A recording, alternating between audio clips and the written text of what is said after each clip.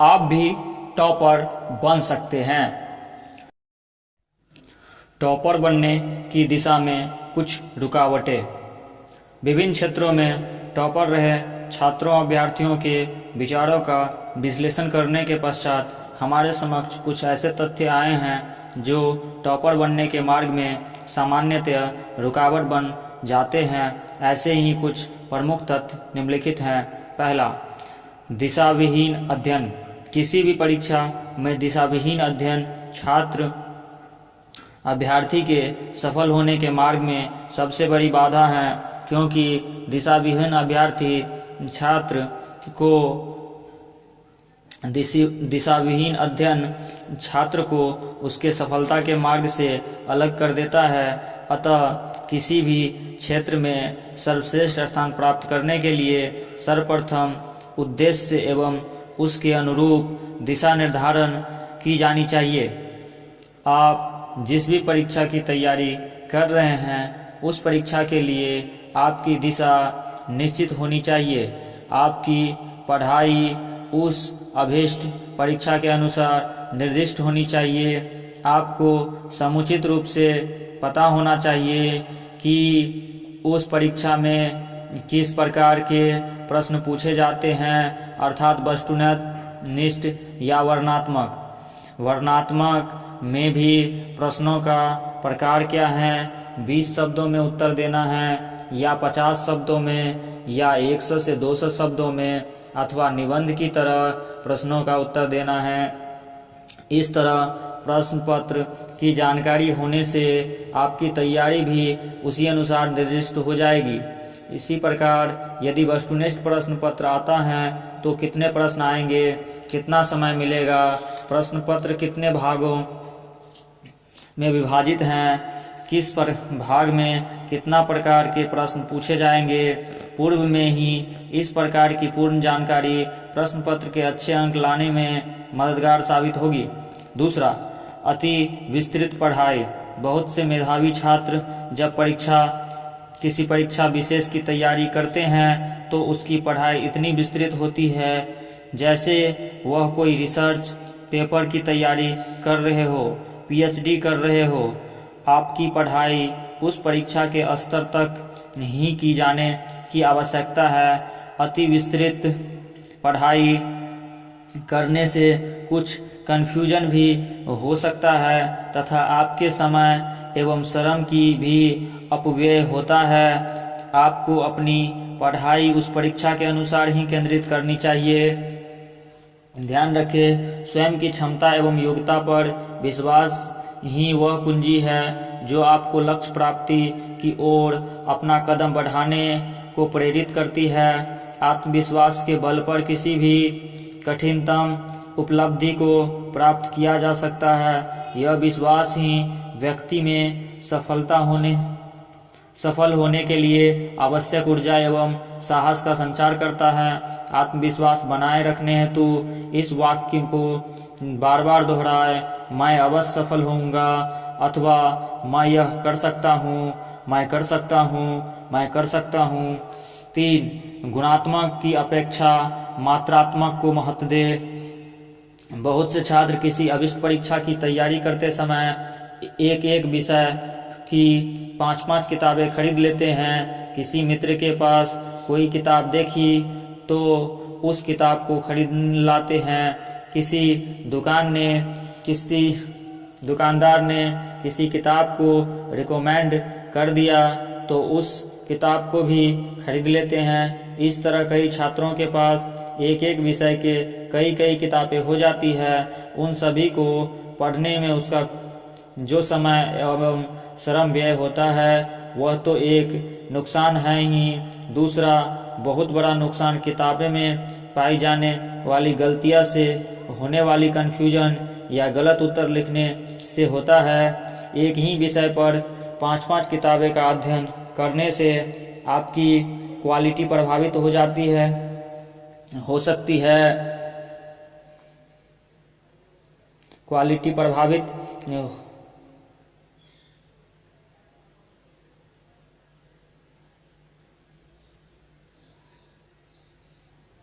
प्रभावित हो सकती है। पढ़ाई में गुणात्मकता का अर्थ है कि आप जो भी पढ़ रहे हैं वह आपकी समझ में पूरी तरह से आ रहा है। आप रटंत पढ़ाई नहीं कर रहे हैं, आपने जो पढ़ा है उस पर आपकी अच्छी पकड़ है। समझकर की गई पढ़ाई अधिक समय तक मानस में बनी रहती है, जबकि रटने पर आप बहुत शीघ्र ही उसे भूल जाते हैं। पढ़ाई में क्वालिटी का महत्व क्वांटिटी का नहीं।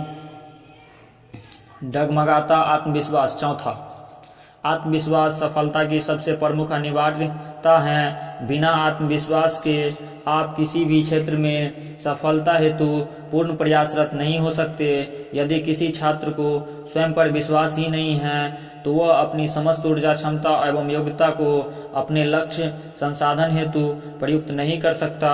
आप जिस किसी भी परीक्षा हेतु तैयारी कर रहे हैं, आपको स्वयं पर यह विश्वास होना चाहिए कि आप उसमें सफल होने की क्षमता एवं योग्यता रखते हैं। कई बार ऐसी नकारात्मक परिस्थितियां बन जाती है कि छात्र का विश्वास डगमगाने लगता है। ऐसी नकारात्मक परिस्थितियों के लिए कई बार आपके मित्र और संगी साथी भी दोषी होते हैं। कई बार ऐसी परिस्थितियां अनजाने में पैदा हो जाती है, तो कई बार कुछ लोग आपको परेशान करने के लिए जानबूझकर भी पैदा कर देते हैं। कई छात्र किसी अभीष्ट परीक्षा हेतु अन्य छात्रों को अपनी तैयारी इतनी बढ़ा चढ़ाकर व्यक्त करते हैं कि दूसरा छात्र स्वयं को बहुत हीन महसूस करने लगता है। कई छात्र अन्य छात्रों से अजीब से प्रश्न करके उसका आत्मविश्वास तोड़ना चाहते हैं। कई बार छात्र स्वयं भी अन्य छात्रों की व्यापक तैयारी को देखकर बिना कारण ही हताश से भर उठता है। कई बार किसी कोचिंग सेंटर द्वारा लिए गए टेस्ट में कम अंक आने से भी ऐसे नकारात्मक विचार मन में आने लगते हैं। एक बात समझ लीजिए, यदि आप में अपना आत्मविश्वास खो दिया तो आप द्वारा सफलता की कल्पना करना भी गलत होगा। होकर मायूस यूं न, अपना इरादा बदल अपनी किस्मत अपने बूते चमकाई जा सकती है। पुरुषार्थ करे, स्वयं की क्षमता योग्यता का भरपूर उपयोग करे तथा अपनी सारी ऊर्जा एवं शक्ति को अपने लक्ष्य के संधान में समर्पित कर दे। ऐसा कौन सा कार्य है जो मेहनत एवं लगन से संभव नहीं है। पूर्ण निष्ठा एवं लगन से जुट जाए। अर्जुन की तरह लक्ष्य संधान हेतु प्रयास करे। सफलता आपका अवश्य वर्ण करेगी। इसे भी परखे। जो लक्ष्य निर्धारित किया है उसे लिखकर दीवार पर चिपका दे और उसे ऐसी जगह चिपका दे जिससे वह बार बार आपकी आंखों के सामने आए। यह अवश्य ध्यान रखिए कि आपका लक्ष्य यथार्थ से बहुत दूर न हो। ऐसा करने से आपके मन कभी भी अपने लक्ष्य से विमुख नहीं होगा। 5वां, आप जो कर रहे हैं उसमें रुचि का अभाव। ऐसा देखने को आया है कि कई बार छात्र अन्य किसी के दबाव में नकल करके या ईर्ष्यावश किसी अभीष्ट परीक्षा की तैयारी में जुट जाते हैं, लेकिन वस्तुतः उसमें उसकी वास्तविकता रुचि नहीं होती है। ऐसी स्थिति में छात्र मेधावी और होनहार होने के बाद भी पूर्ण सफलता प्राप्त नहीं कर पाते हैं। अधूरे से किया गया कार्य अथवा पूर्ण लगन या निष्ठा से कार्य नहीं करने पर मिलने वाली सफलता भी अपूर्ण ही होती रहती है। टॉपर्स का कहना है कि आप जो भी करना चाहते हैं उसे पूर्ण रुचि लेकर करें। पूर्ण निष्ठा एवं आत्मविश्वास से अपनी समस्त क्षमता एवं योग्यता का पूरा उपयोग करते हुए किसी कार्य को एकाग्रचित्त होकर करें। आपको सफलता अवश्य मिलेगा। बिना रुचि से किया गया प्रयास आपकी लक्ष्य प्राप्ति में संदिग्ध बनता है। परीक्षा के दिनों में तनाव। 6, कई बार ऐसा होता है कि आपकी किसी परीक्षा हेतु तैयारी पूर्ण है, लेकिन कुछ ऐसी स्थितियां बन जाती है कि आप परीक्षा के दिनों में तनावग्रस्त हो जाते हैं। परीक्षा के दिनों में तनावग्रस्त होने से आप उतने अच्छे अंक प्राप्त नहीं कर सकते हैं जिससे तनाव रहित रहकर कर सकते हैं। परीक्षा के दिनों में तनाव कई बार दुर्भाग्यवश हो जाता है, जो व्यक्ति के हाथ में नहीं होता है, जबकि कई बार उस तनाव के लिए छात्र स्वयं भी जिम्मेदार होते हैं। यदि आपके तनाव का कारण आपका परीक्षा के दिनों में अस्वस्थ हो जाते हैं, आप परीक्षा के दिनों में अस्वस्थ हो जाना, तो इसके लिए आप अन्य किसी को दोष नहीं दे सकते। यदि आपके तनाव का कारण आपके द्वारा एक दिन पूर्व लिखे गए किसी प्रश्न उत्तर का ठीक नहीं होना है, तो इसके लिए आप स्वयं ही जिम्मेदार हैं। बहुत से छात्र परीक्षा देने के बाद उस प्रश्न पत्र के प्रश्नों को हल अन्य छात्रों से मिलाते हैं या उन पर विचार विमर्श करते हैं। यदि आपकी परीक्षा आगे भी जारी है, तो किसी भी स्थिति में उस प्रश्न पत्र के हल से संबंध में किसी से बात करना न केवल बहुमूल्य समय को व्यर्थ करना है, बल्कि तनाव को आमंत्रित करना भी है। कई बार आप परीक्षा स्थल पर जाने के लिए तैयार होने पर देखते हैं कि आपका वाहन पंचर है या उसमें पेट्रोल नहीं है, या आप एकदम समय पर न ला पाने के जाने के लिए तैयार होते हैं और रास्ते में जाम मिल जाती है। उत्तर लिखने आप अपना का तरीका पत्र ले जाना भूल जाते हैं, या आप अपना परीक्षा के दिनों में तनावग्रस्त होना। तीसरा, परीक्षा की रात को नींद नहीं आना। चौथा, परीक्षा के दिन में अस्वस्थ हो जाना है, लेकिन पांचवा, अनावश्यक अन्य भी कारण हैं को आमंत्रित करने वाली भूलें हैं जो परीक्षा के दौरान आपकी परफॉर्मेंस को दुष्प्रभावित करती है। परीक्षा में अच्छे अंक लाना मात्र कठिन मेहनत पर ही निर्भर नहीं है। वास्तव में आपको पूर्ण संतुलन बनाकर, तनाव रहित रहकर, पूर्ण स्वस्थ रहकर, अपनी पूरी ऊर्जा, क्षमता एवं योग्यता के साथ परीक्षा देनी चाहिए। तभी आप अच्छे अंक प्राप्त कर सकते हैं। नीचे दी गई कविता को अपनी स्कूल शिक्षा के दौरान अवश्य पढ़ा होगा। है कौन विघ्न ऐसा जग में, टिक सके आदमी के मन में। हम ठोक ठेलता है जब नर, पर्वत के जाते पांव उखड़। मानव जब जोर लगाता, पत्थर पानी बन जाता है। गुण बड़े एक से एक प्रखर हैं छिपे मानवों के भीतर। कवि ने बहुत थोड़े शब्दों में मानव की अदम्य शक्ति का इसमें गुणगान किया है।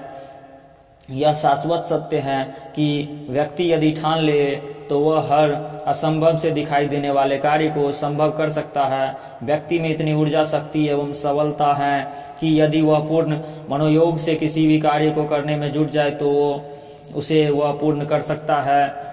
मूड न बनने की बीमारी। 7, आजकल अनेक छात्र पढ़ाई का मूड न बनाने की बीमारी से पीड़ित नजर आते हैं।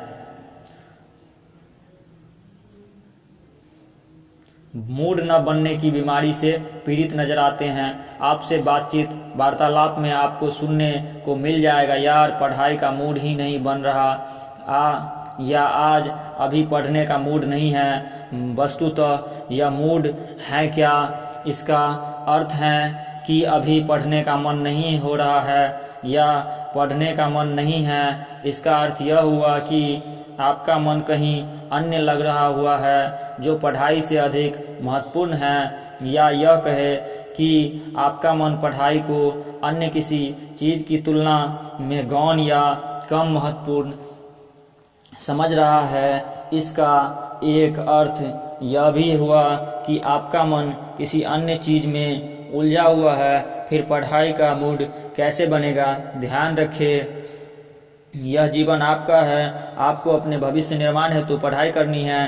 छात्र जीवन जैसा फ्री समय जब आपके ऊपर कोई भी सामाजिक, आर्थिक दबाव या प्रबंध नहीं है, फिर कभी नहीं मिलेगा। यदि इस समय में आप किसी अन्य प्रयोजन हेतु व्यर्थ करते हैं तो इसका अर्थ हुआ कि आप अपने निर्धारित लक्ष्य से भटक रहे हैं, आपका मन किसी अन्य चीज में उलझ रहा है। ऐसे में आप निश्चित ही न केवल स्वयं को नाइंसाफी कर रहे हैं बल्कि आप अपने परिजनों की अपेक्षाओं के साथ भी खिलवाड़ कर रहे हैं।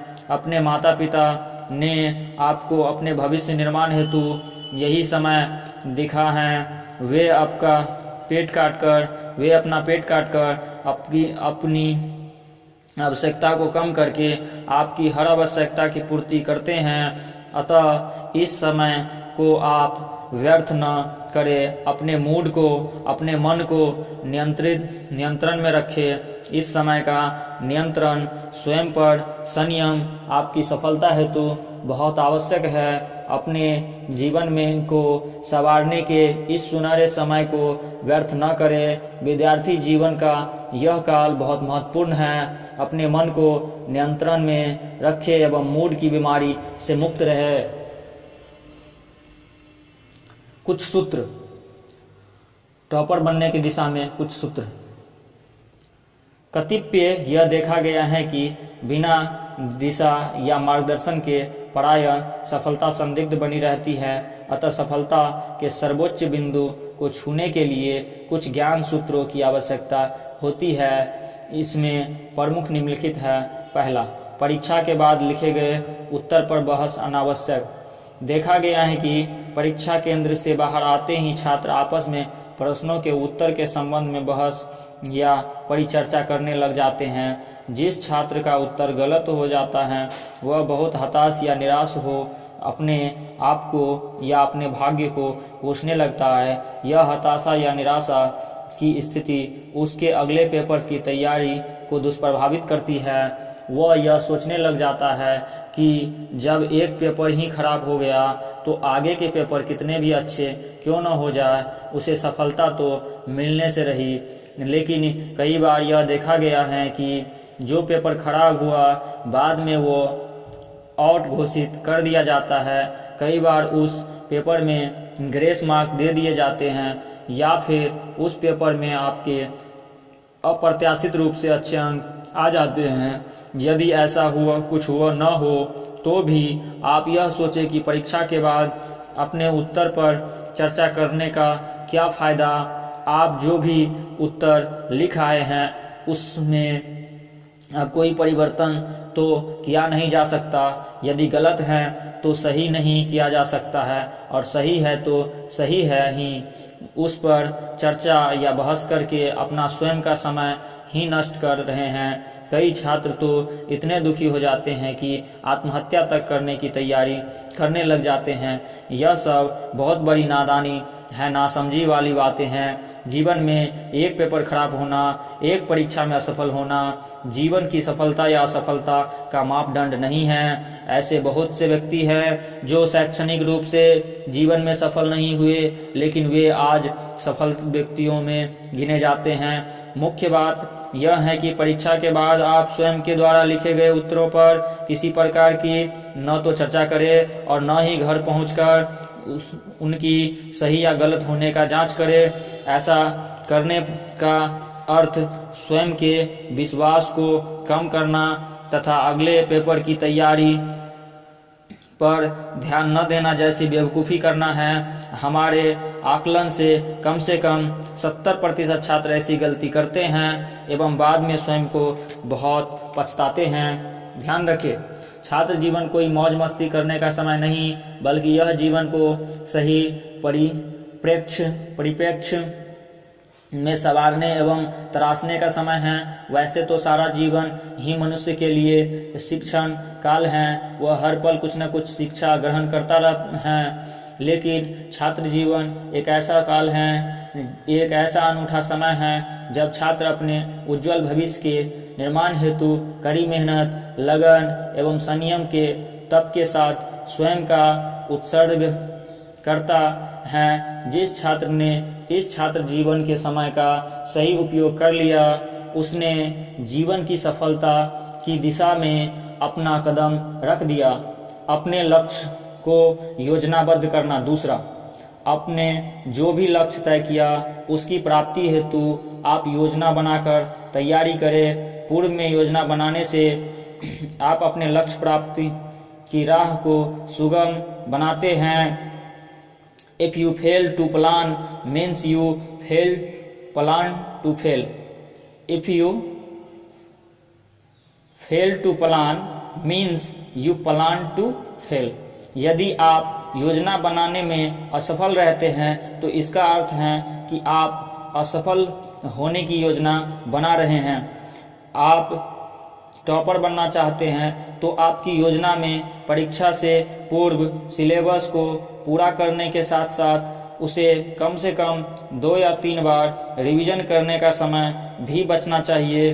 कोर्स पूरा होने के बाद जब छात्र प्रथम रिवीजन करने लगता है तब उसे पता चलता है कि वह सिलेबस की कई महत्वपूर्ण भाग को अभी तक देख भी नहीं सका।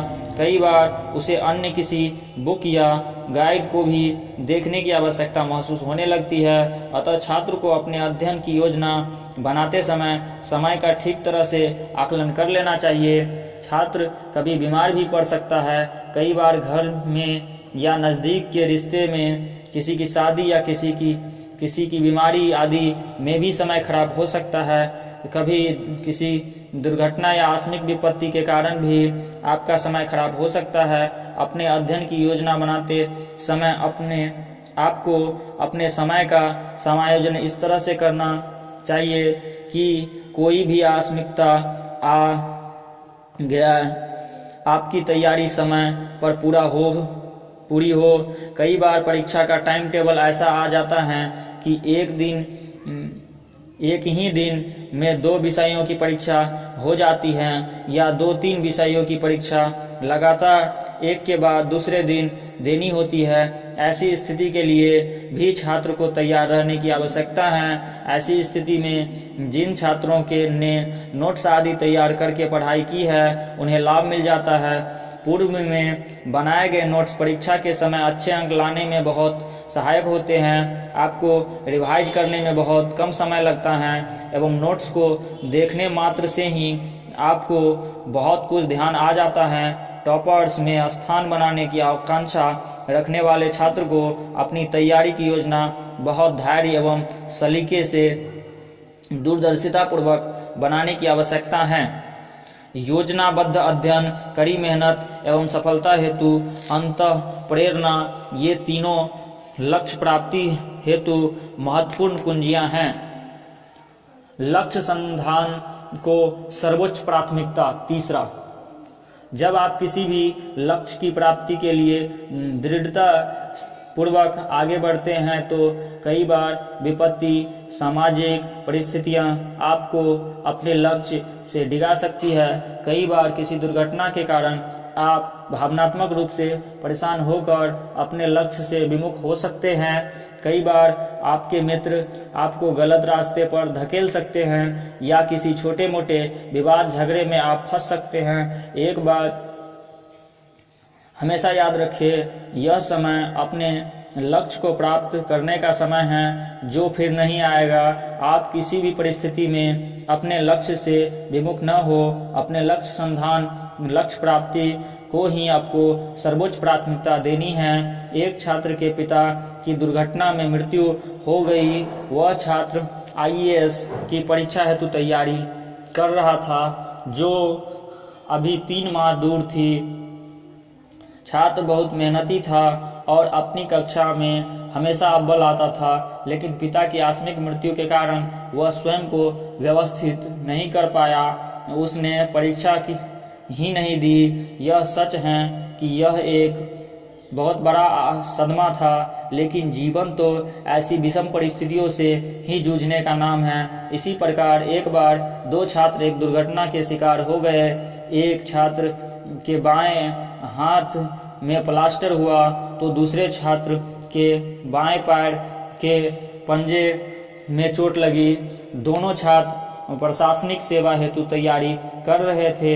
जिसके हाथ में प्लास्टर चढ़ा था वह छात्र तो दुर्घटना के बाद पूरी तरह हताश होकर घर बैठ गया, जबकि दूसरा छात्र पैर में चोट लगने के बाद भी अपनी तैयारी में जुटा रहा एवं उसने परीक्षा दी तथा सफल हुआ। जैसा हमने ऊपर लिखा है कि किसी भी छात्र को अपने जीवन की प्राप्ति सर्वोच्च प्राथमिकता देनी चाहिए। कई बार अपने अहम में आकर अनावश्यक विवाद को बहुत अधिक तूल देने के कारण कई छात्र अजीब से चक्रव्यूह में फंसकर अपने लक्ष्य से उन्मुख हो जाते हैं। अपने आप जो भी लक्ष्य तय किया उसमें आप पूर्ण मनोयोग से अपनी पूरी ऊर्जा शक्ति एवं योग्यता का उपयोग करके जुट जाएं, सफलता अवश्य मिलेगी। लक्ष्य प्राप्ति हेतु मस्तिष्क की असीम ऊर्जा का प्रयोग करें। महान वैज्ञानिक आइंस्टीन के मस्तिष्क की संरचना एक सामान्य व्यक्ति जैसी ही थी, लेकिन उन्होंने अपने मस्तिष्क की असीम ऊर्जा का लक्ष्य प्राप्ति के लिए पूर्ण प्रयोग किया। उन्होंने अपने मस्तिष्क की ऊर्जा को कभी व्यर्थ नहीं किया।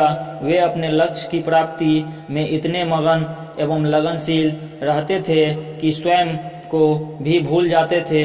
उनकी इसी धुन ने उन्हें विश्व के महान वैज्ञानिकों की श्रेणी में स्थान दिलाया।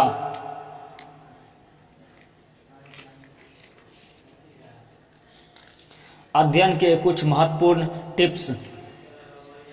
स्वयं के नोट्स बनाकर पढ़ाई करें। आप चाहे किसी कोचिंग संस्थान, ट्यूशन या किसी भी परीक्षा हेतु स्वयं अपनी तैयारी कर रहे हैं या तो आपको चाहिए कि आप स्वयं अपने नोट्स तैयार करें, क्योंकि यदि आप स्वयं अपने नोट्स बनाकर पढ़ाई करते हैं तो इससे आपको परीक्षा के लिए स्वयं को तैयार करने में बहुत लाभ मिलेगा।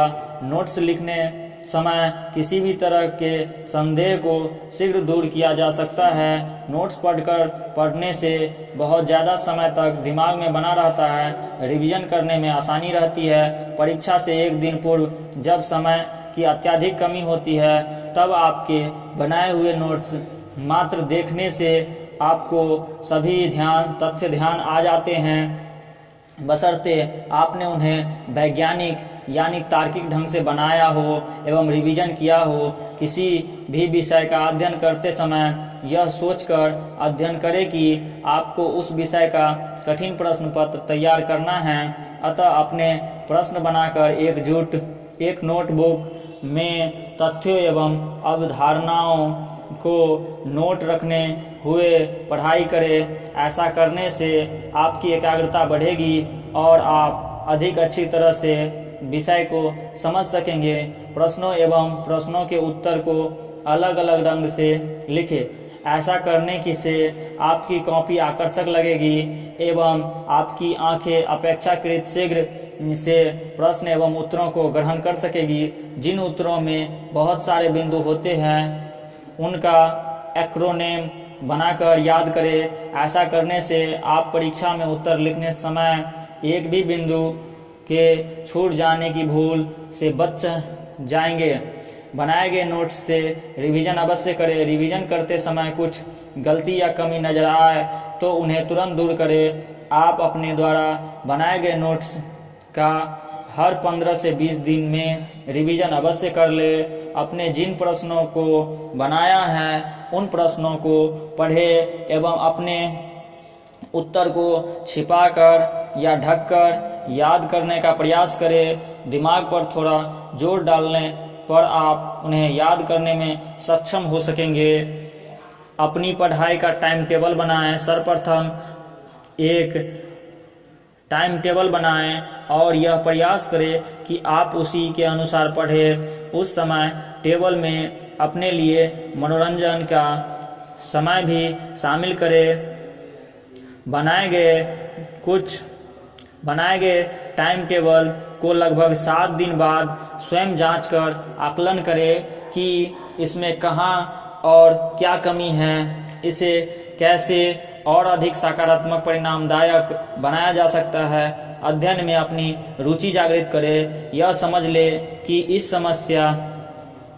समय किया जा रहा अध्ययन आपके जीवन की सफलता के लिए अति आवश्यक है। इस समय किया गया प्रयास इस समय की की गई मेहनत आपको जीवन के उच्च शिखर पर ले जाने में सहायक होगी। वैसे भी अध्ययन कभी बेकार नहीं जाता। आप यह अध्ययन किसी अन्य के लिए नहीं बल्कि स्वयं के लिए, स्वयं के जीवन भविष्य निर्माण के लिए, स्वयं की सफलता के लिए कर रहे हैं। अतः इसे पूर्ण मनोयोग एवं पूर्ण गंभीरता से करें। एक बार व्यर्थ किया गया समय फिर कभी नहीं मिलेगा। इस समय की मौज मस्ती एवं लापरवाही को सफलता से बहुत दूर ले जा सकती है। यदि आपको अपने जीवन में सफल होना है तो जुट जाएं, सब कुछ पूर्ण ईमानदारी से मेहनत करें को और प्राप्त करने हेतु दृढ़ संकल्पित हो जाए। ईश्वर आपको अवश्य कामयाबी दिलाएगा, ऐसा हमारा विश्वास है। ध्यान रखें, सामान्यतः प्रत्येक छात्र के पास एक बड़ा लक्ष्य एवं एक छोटा लक्ष्य होता है। छोटे लक्ष्य से तात्पर्य उन कार्यों से हैं जिन्हें उसी दिन या 2-3 दिन या अधिक से अधिक एक सप्ताह के अंदर पूर्ण करना है, जबकि बड़े लक्ष्य से अभिप्राय अपने अंतिम लक्ष्य से हैं जिसके लिए आप वर्ष भर या कई वर्षों से प्रयासरत हैं। आपका ध्येय अपने छोटे लक्ष्यों को बड़े लक्ष्य के साथ इस तरह से समन्वित करना है कि आपके छोटे लक्ष्यों की दिशा आपके बड़े या अंतिम लक्ष्य की प्राप्ति की ओर हो। महत्वपूर्ण सावधानियां। टॉपर्स में स्थान बनाना मात्र कठिन परिश्रम से ही संभव नहीं, बल्कि इसके लिए कुछ ऐसी सावधानियां बरतनी आवश्यक है जिसका ध्यान नहीं रखने से आपकी समस्त मेहनत पर पानी फिर सकता है। परीक्षा से पूर्व बरतनी जाने वाली सावधानियां। परीक्षा का टाइम टेबल अच्छी तरह से जांच ले एवं परीक्षा तिथि से 1-2 दिन पूर्व भी इसे सुनिश्चित कर ले कि कहीं कोई परिवर्तन तो नहीं हुआ। टाइम टेबल के लिए अपने 1-2 मित्रों से काउंटर चेक कर ले। परीक्षा स्थल कहाँ है, वहाँ कैसे पहुँचा जाए, इसकी सही पड़ताल कर ले। यदि परीक्षा स्थल आपका पूर्व में देखा हुआ नहीं है तो वहाँ पहुँचने हेतु क्या साधन उपलब्ध हैं, यह जानकारी अच्छी तरह से कर ले। यदि रास्ते में जाम आदि लगना एक सामान्य बात है तो उसका आकलन करके समय से पूर्व परीक्षा स्थल के लिए प्रस्थान करें। वैसे भी परीक्षा हेतु आपको यह सोचकर प्रस्थान करना चाहिए कि यदि जाम लग गया या जिस व्हीकल से आप जा रहे हैं वह पंचर हो गया तो फिर आप परीक्षा स्थल पर कैसे पहुंचेंगे। इस बात को बहुत गंभीरता से लेकर अपने समय का आकलन करके कुछ समय पूर्व ही प्रस्थान करें।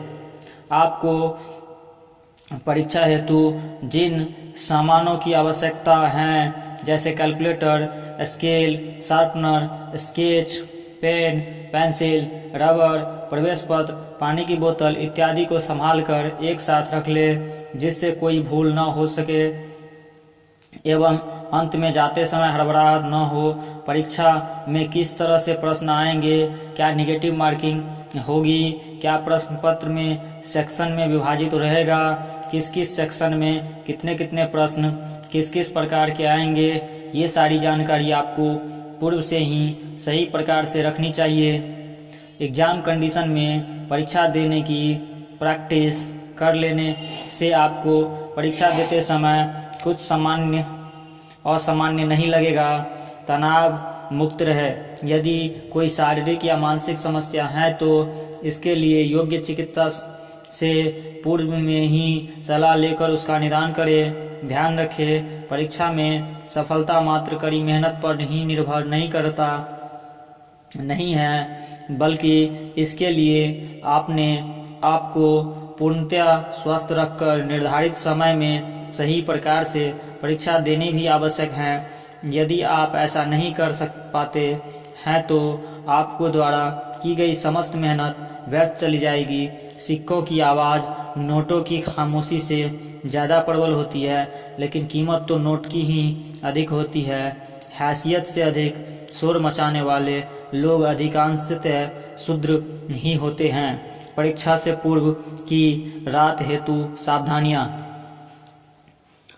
नींद पूरी ले और देर तक नहीं पढ़े। ऐसा नहीं करने पर आप सुबह तरोताज़ा महसूस नहीं कर पाएंगे। आत्मविश्वास बनाए रखें। जो भी तैयारी आप कर चुके हैं बस उसका ही जितना रिवीजन संभव है कर ले। नई चीज़, नया टॉपिक या नया विषय पढ़ने का प्रयास न करें।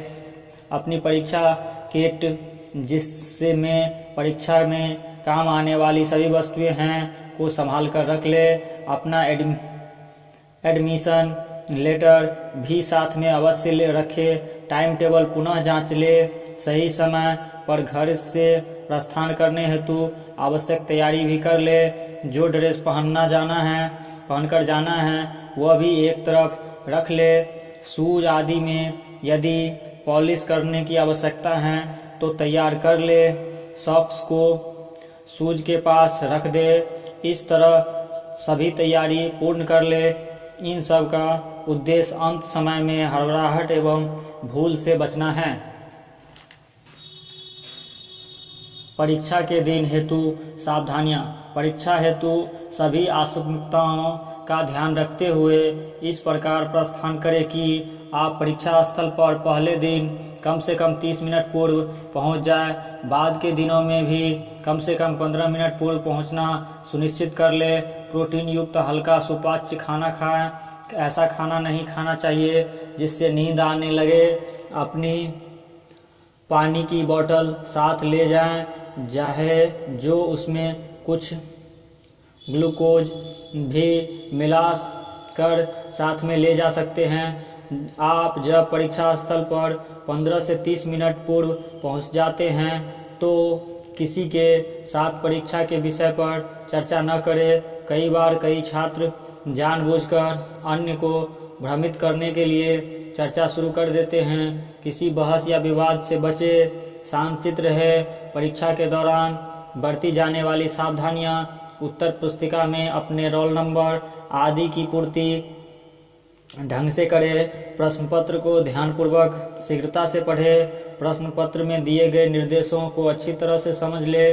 कुल कितने प्रश्न करने हैं, किस सेक्शन में कितने अनिवार्य हैं, किस प्रश्न को कितना समय देना है आदि बातों को अच्छी तरह समझ ले। यह ध्यान रखें कि आपके पास सीमित समय है एवं उसी समय में सभी प्रश्न करने हैं, अतः प्रत्येक प्रश्न को कितना समय दिया जाना यह सुनिश्चित कर ले। यह आप डिस्क्रिप्टिव क्वेश्चन पेपर दे रहे हैं तो सबसे पहले उस प्रश्न का उत्तर लिखें जो आपका सबसे अच्छी तरह तैयार है। कई बार प्रश्नों के उत्तर की शब्द सीमा भी तय की गई होती है तो आप उत्तर लिखते समय उस शब्द सीमा का अवश्य ध्यान रखें। यदि आप ऑब्जेक्टिव टाइप क्वेश्चन पेपर दे रहे हैं तो सर्वप्रथम यह ध्यान रखें कि 41 क्रम वाले प्रश्न का उत्तर 41 क्रम पर ही लिखा जाए। अन्य सावधानियां बताई जा चुकी है। न तो किसी की कॉपी करे और न ही किसी को अपने उत्तर की कॉपी करने दे। कई बार आप मित्रतावश अपने मित्र को अपनी उत्तर पुस्तिका से कॉपी करने देते हैं। यह आपके लिए बहुत घातक हो सकता है।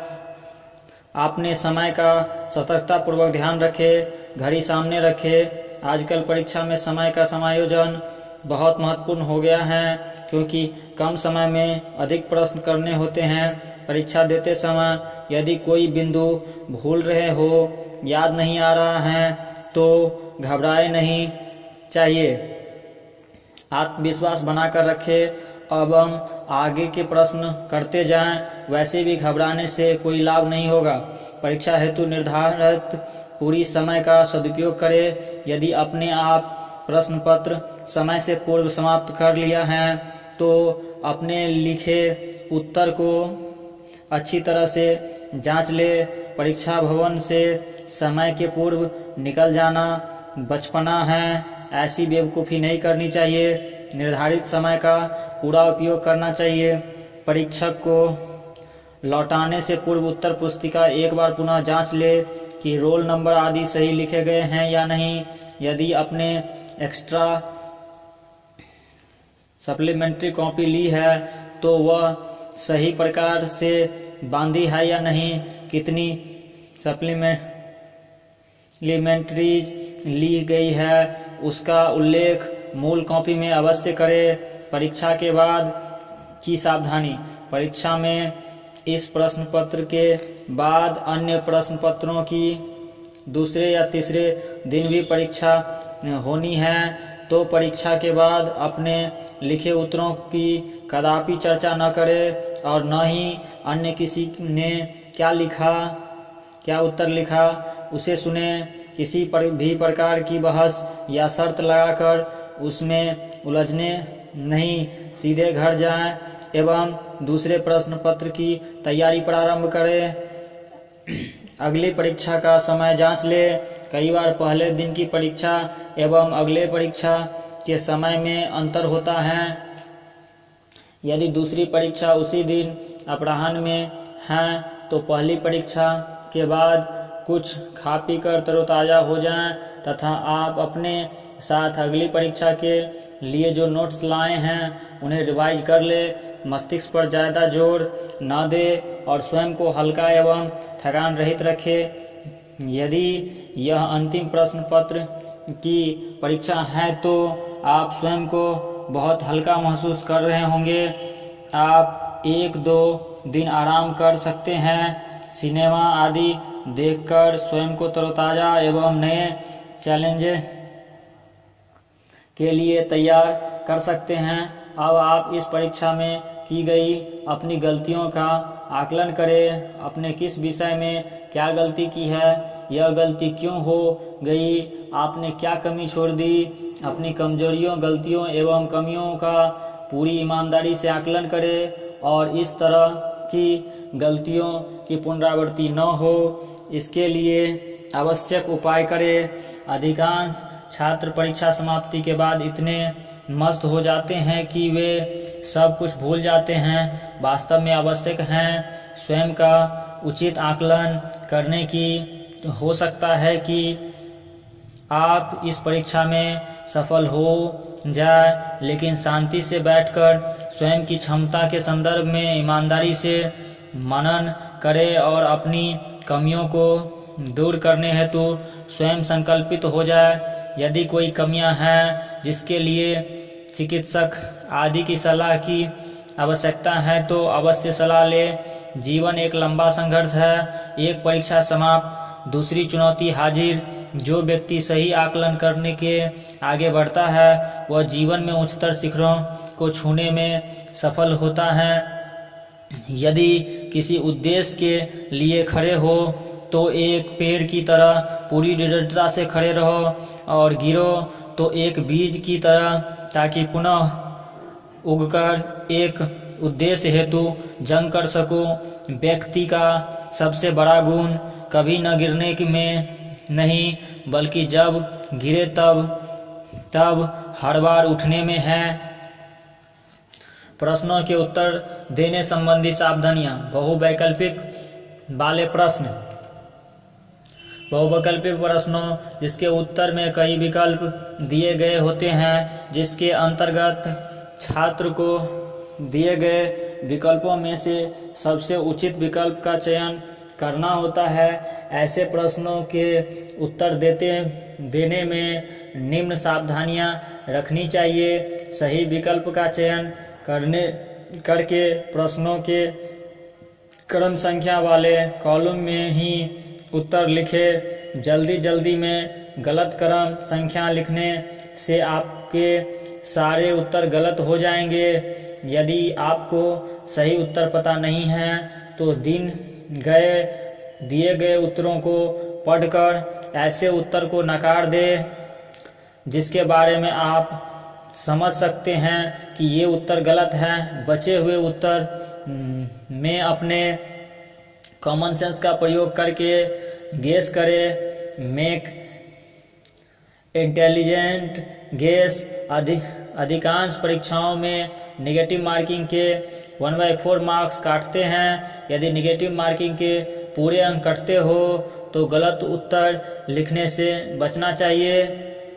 अधिकांश परीक्षा में सभी प्रश्नों के लिए समान अंक निर्धारित किए गए होते हैं, यदि प्रश्नों के लिए निर्धारित अंक में अंतर है तो पहले उन प्रश्नों को हल करें जिनके लिए अधिकतम अंक निर्धारित है। अधिकांश परीक्षाओं में कुछ प्रश्न ऐसे होते हैं जो अन्य प्रश्नों से अपेक्षाकृत लंबे होते हैं, अर्थात जिनके पढ़ने में ही बहुत समय लग जाता है और जिनका उत्तर देने में अपेक्षाकृत अधिक समय लगता है। ऐसे प्रश्न काफी सरल जैसे दिखाई देते हैं, लेकिन ऐसे प्रश्नों में सावधान रहना चाहिए। प्रथम प्रयास में ऐसे प्रश्नों को छोड़कर आगे बढ़ना चाहिए। यदि समय बचे तो इस प्रकार के हल करना चाहिए, इन प्रश्नों को हल करना चाहिए। लघु उत्तरीय प्रश्न, ऐसे प्रश्न जिसके उत्तर 20 से 200 शब्दों में के अंतर्गत देना होता है। ऐसे प्रश्न जिनका उत्तर 1 या 2 पंक्ति में देना होता है, इन श्रेणी में शामिल होते हैं। ऐसे प्रश्नों का उत्तर देते समय निम्न बिंदुओं का ध्यान रखें। प्रश्न को पूरा पढ़ें एवं प्रश्नों के दिए गए निर्देश पालन सुनिश्चित करें। यदि प्रश्न की स्पष्ट निर्देश है कि उत्तर 20 शब्दों में देना है तो ध्यान रखें कि 20 शब्द की अपेक्षा 22-23 शब्द से अधिक शब्द होने की पर आपके अंक कट जाएंगे। इसी प्रकार यदि 1 या 2 पंक्ति में उत्तर देने हेतु निर्देश दिए गए हैं तो उत्तर उतनी ही पंक्तियों में आना चाहिए। कई छात्र बहुत ही छोटे छोटे अक्षरों में अपना उत्तर 2 पंक्ति में लिखकर यह सोचते हैं कि उन्हें निर्देश का पालन सही प्रकार से कर लिया है। यह गलत है, क्योंकि आपका उत्तर संक्षिप्त होना चाहिए और सामान्य रूप से लिखे जाने वाले अक्षरों में उतनी ही पंक्तियां में आना चाहिए। जब आपको सीमित शब्दों में उत्तर लिखना है तो असंबद्ध बातों को अपने उत्तर में न लिखे। उत्तर टू द पॉइंट होना चाहिए एवं उसमें सभी महत्वपूर्ण तथ्य समाहित हो जाए, यह प्रयास किया जाना चाहिए। वर्णनात्मक प्रश्न, कई परीक्षा में छात्रों को 3 घंटे में मात्र 5 से 7 प्रश्नों का उत्तर लिखना होता है। ऐसे प्रश्नों के लिए छात्र 4-5 पेज में एक प्रश्न का उत्तर लिखते हैं। ऐसे प्रश्नों का उत्तर लिखने में निम्न बिंदुओं का ध्यान रखें। सर्वप्रथम उस प्रश्न को हल करें जो आपके अनुसार सबसे अच्छी तरह तैयार किया हुआ है। समय का ध्यान रखें, कहीं ऐसा न हो कि पहले 2-3 प्रश्नों में ही आप इतना समय लगा दें कि बाकी प्रश्नों को जल्दी जल्दी एवं हड़बड़ाहट में पूरा करना पड़े। उत्तर लिखते समय आपने तर्कों को रिपीट न करें, अर्थात एक ही बात बार बार न लिखे और संबंध बातें न लिखे। आपका लेख साफ सुथरा एवं पठनीय होना चाहिए। शीघ्र लिखने पर कई छात्रों का लेख इतना खराब हो जाता है कि पढ़ा ही नहीं जा सकता। यदि ऐसी स्थिति है तो अपने लेख में सुधार करें, न तो अपने अक्षर बहुत बड़े होने चाहिए, न ही बहुत छोटे होने चाहिए।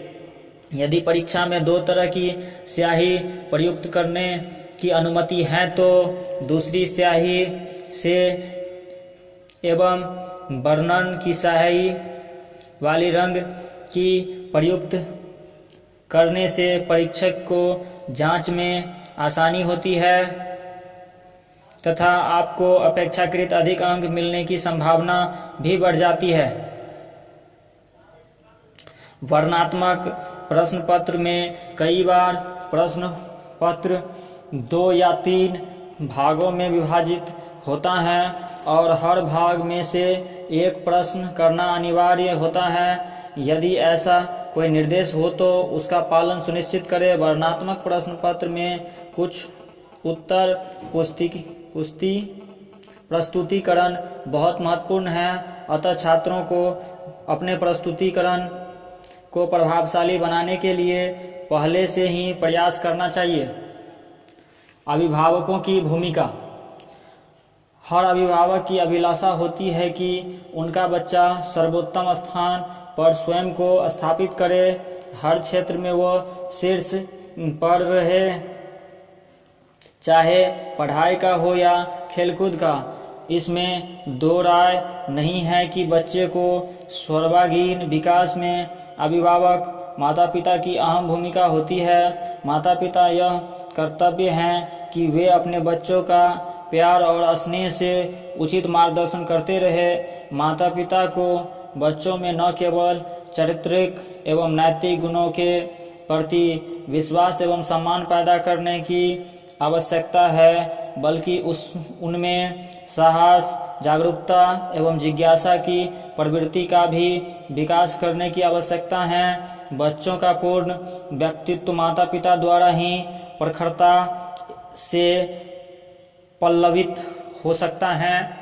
अभिभावकों को यह बात अच्छी तरह से समझ लेनी चाहिए कि प्रत्येक बच्चे का अपना विशिष्ट स्वभाव, बुद्धि, विवेक, क्षमता एवं योग्यता का स्तर होता है, उसकी विशिष्ट रुचि होती है। बच्चे अभिभावक का सहयोग तो चाहते हैं, लेकिन वे अपनी रुचि के विरुद्ध कोई काम करना नहीं चाहते हैं। बहुत से अभिभावक बच्चों के माध्यम से अपनी अपूर्ण महत्वाकांक्षाओं को पूरा करने का प्रयास करते हैं। वे बच्चे पर अपनी रुचि थोपने का प्रयास करते हैं। वे बच्चों की तुलना अन्य बच्चों से करके उनमें हीन भावना का अनजाने ही बीजारोपण कर देते हैं। ऐसे बच्चे कुंठाग्रस्त हो जाते हैं। वे नहीं समझ पाते हैं कि वे क्या करें। वे अपनी योग्यता एवं क्षमता के अनुसार सब कुछ अच्छा करना चाहते हैं, लेकिन हर बच्चा शीर्ष पर नहीं पहुंच सकता। हर एक बच्चा नंबर 1 पर नहीं आ सकता। यह बात अभिभावकों को समझने की जरूरत है। वर्तमान प्रतिस्पर्धा के समय में अभिभावकों को अपने बच्चों के लिए प्रति अपनाए जाने वाले व्यवहार में समझदारी एवं मधुरता की जरूरत है। एक समझदार अभिभावक वह है जो अपने बच्चों के साथ मित्रवत रहते हुए अपने वर्तमान प्रतिस्पर्धात्मक युग में अग्रसर में सहयोग करे। अभिभावक के लिए कुछ महत्वपूर्ण सुझाव: अपनी महत्वाकांक्षा स्वयं तक ही रखे। 1. वर्तमान समय में बच्चों पर प्रतिस्पर्धा में सफल होने का बहुत दबाव बना रहता है।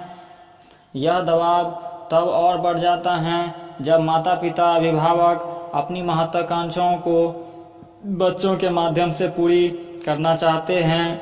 कोई पिता जिसकी इच्छा भारतीय प्रशासनिक सेवा IAS में जाने की थी, वह अपने बच्चे से यह अपेक्षा रखता है कि वह IAS हेतु तैयारी करे, तो यह एक अनुचित अपेक्षा है, क्योंकि यदि बच्चा इंजीनियरिंग, वैज्ञानिक या MBA करना चाहता है तो उसकी रुचि के विरुद्ध अभिभावकों द्वारा थोपी गई महत्वाकांक्षा उसकी असफलता का कारण बन सकती है। अभिभावक को अपने बच्चों की रुचि जानने का प्रयास करना चाहिए।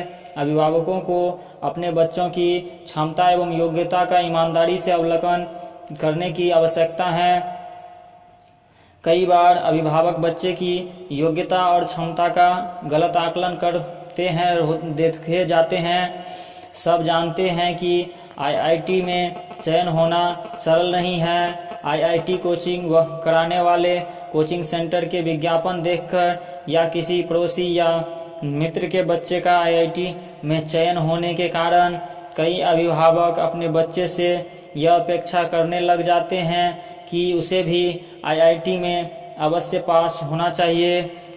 इस हेतु वह उस पर तरह तरह से मानसिक दबाव बनाने का प्रयास करते हैं। हम यह नहीं कहना चाहते हैं कि IIT में पास होने वाले छात्र कोई विशेष प्रकार के होते हैं या मेहनत करके कोई इसे प्राप्त नहीं कर सकता है, लेकिन अभिभावकों को यह देखना चाहिए कि उसके बच्चे ने पिछली परीक्षाओं में कितना प्रतिशत अंक पाए हैं। 60 से 65 तक औसत अंक वाले छात्र से IIT में चयन होने की अपेक्षा रखना मेरी दृष्टि से उचित नहीं होगा। दूसरा, दूसरे बच्चे से अपने बच्चों की तुलना करने से बचे। प्रायः देखने में आता है कि बहुत से अभिभावक अपने बच्चों की तुलना दूसरे बच्चे से करते हैं। वे यह सोचते हैं कि ऐसा करने से उसके बच्चे भी दूसरे बच्चे की तरह मेधावी बनने का प्रयास करेंगे। कभी बातचीत के में उदाहरण देकर इस तरह की तुलना कर दी तो कोई खास बात नहीं, लेकिन बार बार बच्चों को दूसरे बच्चों के संदर्भ में बुरा बताना, बेवकूफ़ बताना, कमतर बताना वस्तुतः उन्हें हतोत्साहित करता है। इस बात को अच्छी तरह समझ लेनी चाहिए कि हर बच्चा में अपनी योग्यता और क्षमता का स्तर होता है। हो कि सकता है कोई बच्चा पढ़ाई में उतना तेज या होशियार न हो, लेकिन व्यापार क्षेत्र में उसे अच्छे में कान काट सकता है। मात्र परीक्षा में अच्छे अंक लाना सफलता की कसौटी नहीं है। बच्चे को स्नेह से प्रोत्साहित करें, उसके आत्मविश्वास जागृत करें, उन्हें बार बार नकारा न बताएं। ऐसा करने से उन्हें हीन भावना आ जाती है, वे स्वयं को दीनहीन समझने लगते हैं। कई बार बच्चे ऐसी स्थिति में आत्महत्या तक कर लेते हैं। अपने बच्चे को स्नेह दे, उन्हें सकारात्मक रूप से मेहनत करने को प्रोत्साहित करें। उनके असफल होने पर भी आप उन्हें प्रताड़ित न करके उन्हें पूरा सम्मान दें। जैसा हमने लिखा है, परीक्षा में असफल होने का अर्थ जीवन में असफल होना नहीं है। असफल होने पर बच्चे को पुनः प्रयास करने के लिए प्रोत्साहित करें। उससे इसके कारण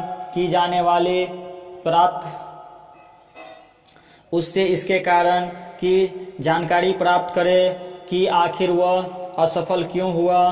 बच्चे को मानसिक संबल दे, उसकी पीड़ा को समझे, उसे प्रताड़ित न करे बल्कि उसमें साहस उत्पन्न करे। बच्चों की क्षमता का उचित आकलन। तीसरा, कई अभिभावक अपने बच्चों से उनकी क्षमता एवं योग्यता के अनुरूप अपेक्षा न कर बहुत अधिक आशा करते हैं।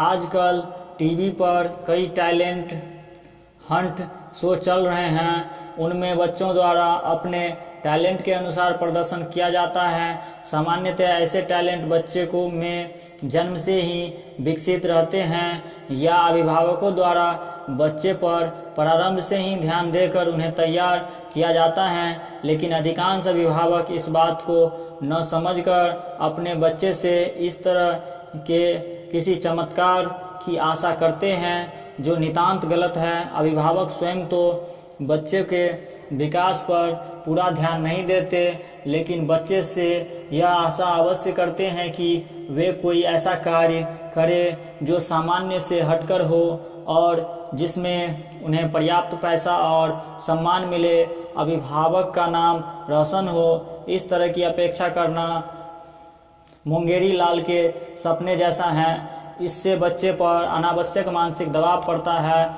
वे स्वयं को निकृष्ट समझने लगते हैं। इसके अतिरिक्त जब अभिभावक द्वारा बार बार उन्हें ऐसा कुछ न कर पाने के कारण परेशान प्रताड़ित किया जाता है, तो उनका माता पिता के लिए सम्मान कम हो जाता है। वे नकारात्मक प्रतिक्रिया देने लगते हैं, वे हतोत्साहित हो जाते हैं।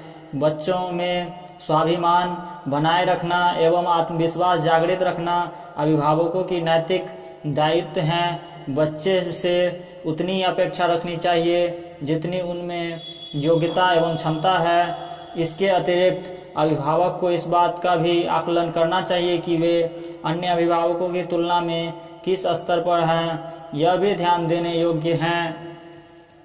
बच्चों में चारित्रिक दृढ़ता। चौथा, बच्चों में सर्वांगीण विकास हेतु आवश्यक है कि उसमें चारित्रिक दृढ़ता हो, उनका चरित्र उत्कृष्ट हो, उसमें अनुशासन हो, आत्मविश्वास हो, वे ईमानदार हो, उनमें सच कहने की सामर्थ्य हो, एक चरित्रहीन बच्चा अपने जीवन में मात्र भौतिक उन्नति तो कर सकता है, लेकिन वह परिवार, समाज एवं राष्ट्र के लिए कोई योगदान नहीं दे सकता। बच्चे के चरित्र निर्माण में सबसे प्रमुख भूमिका उसके माता पिता या अभिभावक निभाते हैं। माता की भूमिका पिता से भी अधिक महत्वपूर्ण होती है। इसके लिए यह भी आवश्यक है कि माता पिता अभिभावक स्वयं का चरित्र अच्छा एवं उत्कृष्ट रखे। वर्तमान समय में हर व्यक्ति मात्र पैसे के पीछे भाग रहा है। उसे न नैतिकता का ध्यान है और न ईमानदारी का। केवल बेईमानी से पैसा कमाना जरूरी है। ऐसी स्थिति में बच्चे में अच्छे संस्कार डालना बहुत कठिन कार्य है। हम चाहते हैं कि हमारे बच्चे अच्छे चरित्र वाले बने, लेकिन हम स्वयं गलत कार्य को अंजाम देने से नहीं चूकते। स्वयं सोचकर देखें कि यह कैसे संभव है। एक कहावत है, जैसा खाओगे अन्न वैसा होगा मन। यदि बच्चा की परवरिश गलत तरीके से अर्जित धन से करते हैं तो बच्चों में अच्छे संस्कार डालना संभव नहीं होगा। अपने बच्चों को स्वामी विवेकानंद की तरह उज्जवल चरित्र बनाना चाहते हैं तो अभिभावकों को स्वयं को परिवर्तित होना होगा। बच्चे के प्रथम गुरु उसके माता पिता ही होते हैं। अभिभावक स्वयं धैर्य रखे एवं बच्चों को अच्छे कार्य करने हेतु प्रेरित करे। उन्हें अच्छी कहानियाँ सुनाएं, अच्छे प्रेरणास्पद व्यक्तियों के त्याग बलिदान की गाथा सुनाएं और उन्हें भी अपने चरित्र को अनुकरणीय बनाएं। बच्चे जीवन में अवश्य सफल होंगे, विश्वास रखें। बच्चों से मित्रवत व्यवहार। 5वां, अभिभावकों को यह बात अच्छी तरह से समझ लेनी चाहिए कि उनका बच्चों के प्रति सामंजस्यपूर्ण व्यवहार तथा उनके साथ समय बिताने से बच्चे में आत्मबल एवं आत्मसम्मान बढ़ता है। वे स्वयं को बहुत सुरक्षित महसूस करते हैं। वे दोगुने उत्साह से कोई भी कार्य करने को तैयार रहते हैं। यह निर्विवाद है कि बच्चे में स्वास्थ्य विकास एवं नैसर्गिक उत्थान में अभिभावक का मधुर व्यवहार एवं स्वास्थ्य पारिवारिक माहौल अहम भूमिका अदा करता है।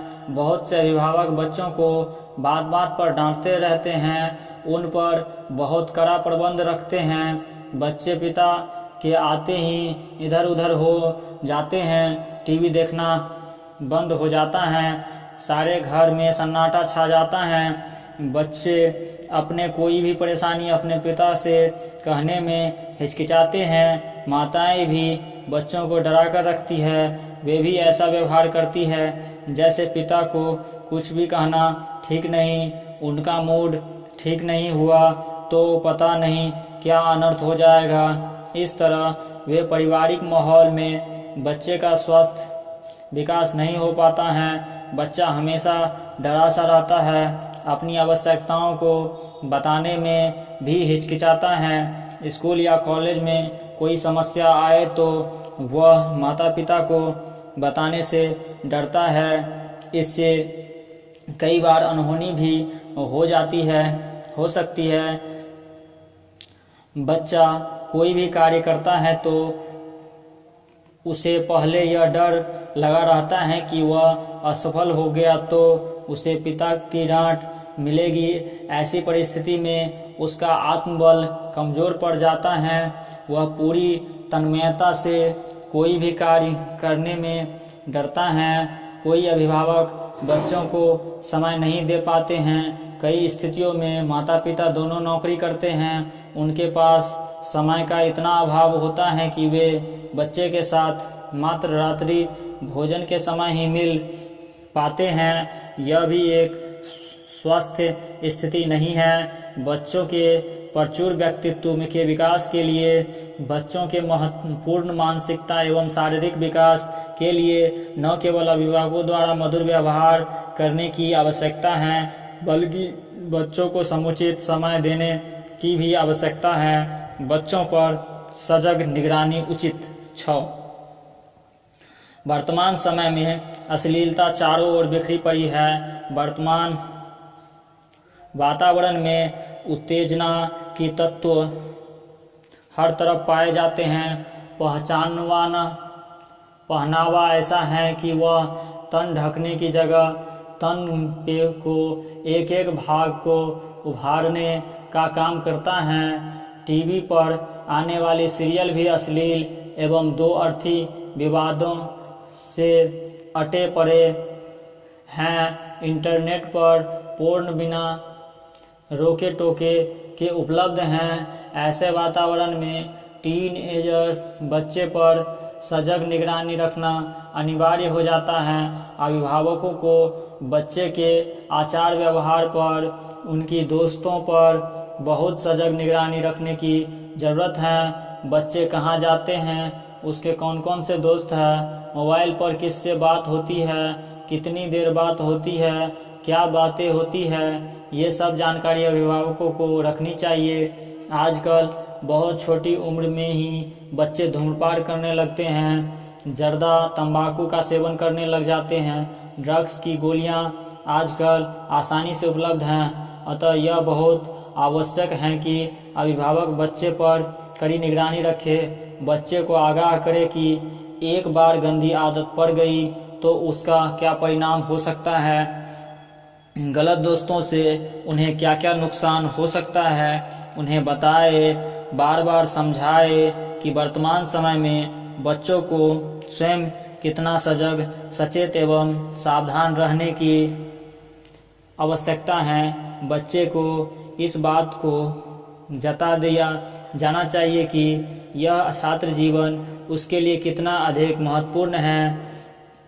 इस समय में की गई मौज मस्ती उसे भविष्य निर्माण के सामने को चकनाचूर कर सकती है।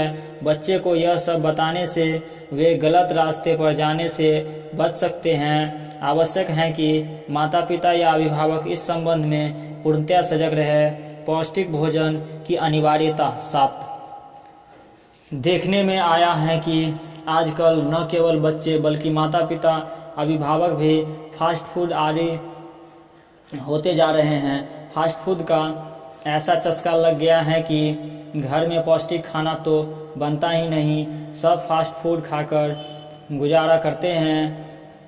कभी कभी फास्ट फूड का सेवन करना अधिक बुरा नहीं होता, लेकिन मात्र फास्ट फूड का ही सेवन करना स्वास्थ्य के लिए हानिकारक है। यह एक सत्य एवं सिद्ध सत्य है। माताएं सुबह देर से उठती हैं, बच्चे को खाना बनाकर देने का समय नहीं होता है।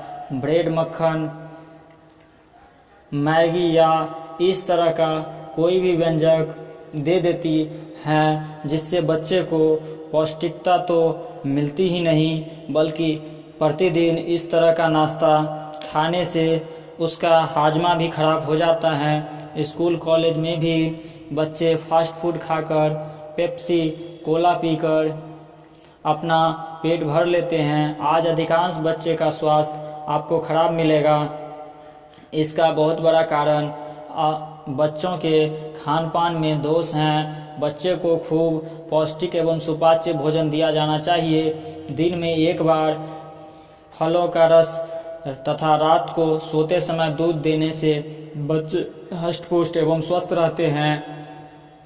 विकास का अनुकूल वातावरण। 8, वर्तमान प्रतिस्पर्धा के युग में बच्चे की उच्च स्तरीय सफलता के लिए आवश्यक है कि उन्हें उनके सर्वांगीण विकास के लिए अनुकूल वातावरण दिया जाए। अनुकूल का अर्थ बच्चे के उठने से लेकर सोने तक उसके अनुकूल मिलने, आवश्यक रूप से उसके मानसिक तनाव न झेलना पड़े, उसे पौष्टिक एवं सुपाच्य नाश्ता मिले, स्कूल, कोचिंग सेंटर आदि जाने के लिए वाहन का समुचित प्रबंध हो, उसकी पढ़ाई का कमरा सुव्यवस्थित एवं एकांत में हो, कमरा हवादार हो, मनोरंजन हेतु उसे खेलकूद की उचित सुविधाएं उपलब्ध हो, दिन में उसे फलों का जूस आदि दिया जाए।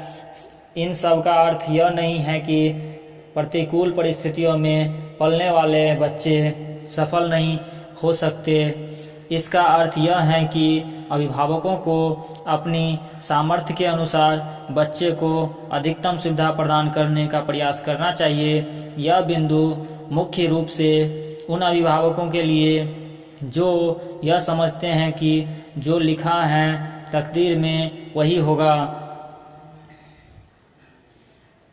ये अभिभावक जो बच्चे के प्रति नहीं किसी प्रकार की जिम्मेदारी या कर्तव्य निभाते हैं, केवल भाग्य के भरोसे उन्हें छोड़ देते हैं, ऐसे अभिभावक को यह ध्यान रखना चाहिए कि यदि आज बच्चे के स्वास्थ्य विकास पर आप थोड़ा सा ध्यान देंगे तो आपके बच्चे भी उच्च स्तरीय सफलता प्राप्त कर सकते हैं। वे आपका ही नाम विश्व में रोशन करेंगे।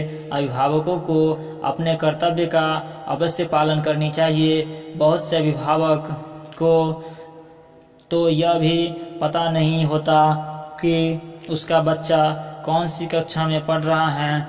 वे अपने बच्चों के विकास का पूर्ण दायित्व संस्था एवं अध्यापकों पर छोड़कर निश्चिंत हो जाते हैं।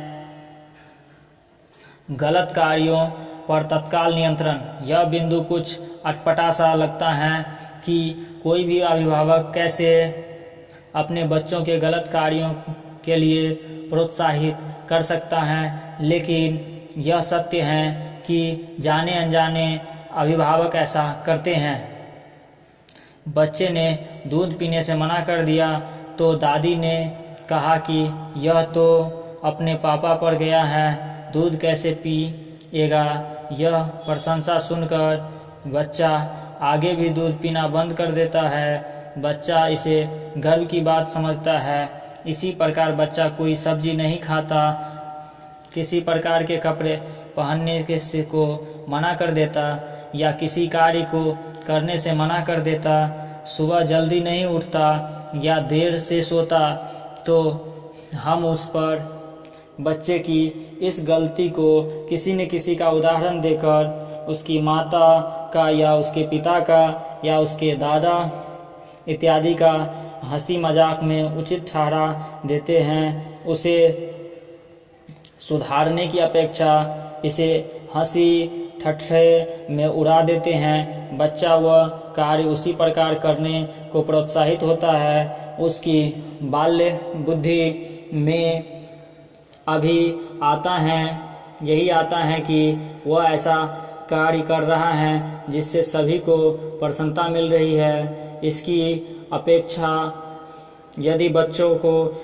ऐसे किसी अनुचित कार्य हेतु प्यार से डांटकर समझाकर उसे उस कार्य को करने हेतु तैयार करे जाए तो उसे यह समझ में आ जाएगा कि यह कार्य उसे करना चाहिए या नहीं। कई बार लड़कियां अन्य लड़कियों की नकल करके उल्टे सीधे प्रकार के कपड़े जो सभ्यता की श्रेणी में आते हैं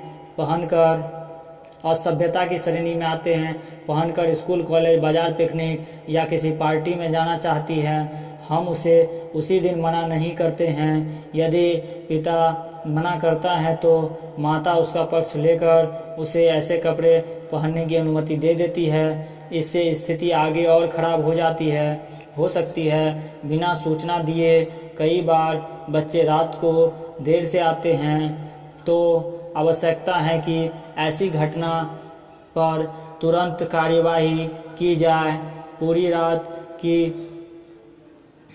बात की जाए एवं ऐसी गलती की पुनरावृत्ति न हो, इसे सुनिश्चित किया जाए। बच्चे द्वारा की गई ऐसी गलतियों, ऐसा अनुचित कृत्य जिसकी पुनरावृत्ति न हो, उसके लिए अभिभावक को तुरंत कार्यवाही करनी चाहिए। किसी भी बहाने से किए जाने वाले गलत कार्यों पर प्रोत्साहित करने जैसी गलती न की जाए। कुछ महत्वपूर्ण बातें। सकारात्मक नजरिया। आज हम अत्याधुनिक जीवन शैली के साथ एक जटिल प्रतिस्पर्धात्मक युग में जी रहे हैं। तीव्र रफ्तार जीवन में आज का व्यक्ति अजीब तनावपूर्ण समय से गुजर रहा है। ऐसी मनस्थिति में नकारात्मक सोच सकारात्मक सोच पर हावी हो जाती है। एक क्षुद्र सी पराजय या विफलता भी मन को कुंठाग्रस्त एवं निराशामय बना देती है और एक छोटी सी सफलता से ही मनुष्य प्रफुल्लित एवं उमंग में हो जाता है। आज हर वर्ग और प्रतिस्पर्धा के तनाव से गुजर रहा है। छात्र वर्ग के मध्य भी अन्य साथियों से आगे बढ़ने की जबरदस्त प्रतिस्पर्धा है। इसे कोई बुराई जैसी बात नहीं है। प्रतिस्पर्धा से ही तो कुशलता आप उपजती है। लक्ष्य तय करने के बाद लक्ष्य प्राप्ति हेतु सबसे बड़ी आवश्यकता है आशावादी या सकारात्मक दृष्टिकोण रखते हुए बहुत धैर्यपूर्वक आगे बढ़ने की। आज का सामाजिक परिवेश निराशाजनक एवं नकारात्मक है। इस नकारात्मक वातावरण में सकारात्मक नजरिया एवं सोच बनाए रखना एक बड़ी चुनौती है। जिंदगी में 90% समस्या हमारी नकारात्मक सोच के परिणाम है। कभी समस्या तो मात्र 10% ही होती है। आज जरूरत है सद चिंतन की, स्वस्थ सोच की, प्रेरणावादी संकल्पों की। पानी से आधे भरे हुए गिलास को देखकर एक व्यक्ति आधा खाली जबकि दूसरा अन्य व्यक्ति आधा भरा बोलता है।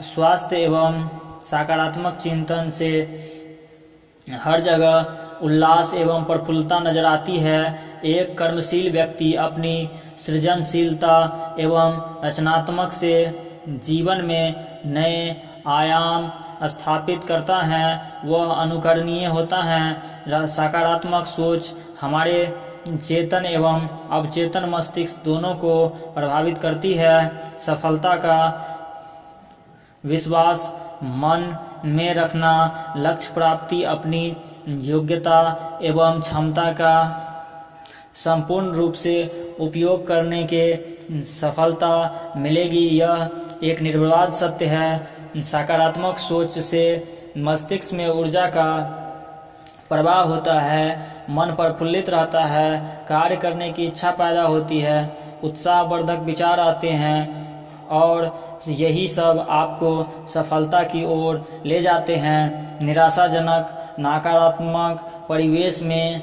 क्या आप किसी अच्छे परिणाम की कल्पना भी कर सकते हैं? सकारात्मक सोच एवं दृढ़ संकल्प के बल पर प्रायः असंभव दिखाई देने वाला लक्ष्य को भी अनेक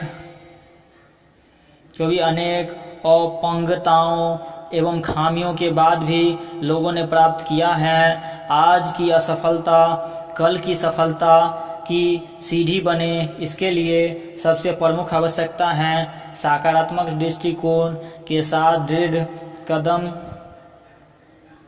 दृढ़ता से कदम आगे बढ़ाने की। दूसरा, चारित्रिक संबलता। आज के इस अश्लीलता से भरे हुए कलुषित वातावरण में चरित्रवान बनने की बात करना कुछ अजीब सा तो लगता है, लेकिन आज के मौजूद वातावरण में चरित्रवान बने रहने की जितनी अधिक आवश्यकता है उतने पहले कभी नहीं रही। हम ऐसे भयानक समय से गुजर रहे हैं जब चारों ओर फिसलन ही फिसलन है। चरित्र को नष्ट करने वाले साधन इतने अधिक सुलभ हैं कि आज कोई ऋषि मुनि ही इन सबसे दूरी बनाने में सक्षम हो सकता है। ऊर्जा के ओत-प्रोत नौजवान पीढ़ी जिसे सब कुछ शीघ्र जान लेना, शीघ्र अनुभव कर लेना का जुनून सवार है, ऐसे सुलभ साधन मिलने पर फिसलेगा नहीं तो क्या होगा। आज की नई पीढ़ी के लड़के लड़कियां में नैतिक एवं चारित्रिक पतन के लिए मात्र उन्हें ही जिम्मेवार मानना एक उचित निष्कर्ष नहीं होगा। टीवी, इंटरनेट, पत्र पत्रिकाओं एवं अखबारों में फैली अश्लीलता नैतिक शिक्षा की घोर उपेक्षा तथा चारों ओर येन केन प्रकारेण पैसा कमाने की अंधी दौड़ ने आज चरित्र बल की महत्ता को नकार दिया है। इसीलिए हमारा मानना है कि चारित्रिक पवित्रता की जितना अधिक आवश्यकता आज है वह पूर्व में कभी महसूस नहीं की गई। आज भौतिकवादी एवं स्पर्धात्मक युग में इस बात जोर पकड़ती जा रही है कि बिना छल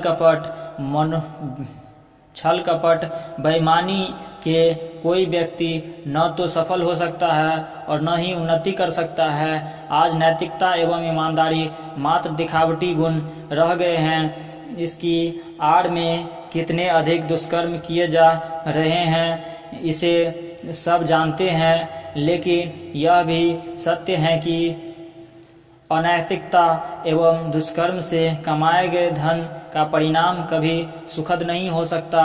अनैतिक कर्म से अर्जित राशि सुविधाएं खरीदी जा सकती हैं, सुख साधन के उपकरण खरीदे जा सकते हैं, लेकिन वास्तविक सुख एवं मानसिक शांति नहीं। पैसा आपको समाज में झूठी प्रतिष्ठा शान तो दिला सकता है, लेकिन जीवन के वास्तविक संतोष, जीवन के वास्तविक आनंद की प्राप्ति ऐसे धन से प्राप्त नहीं की जा सकती।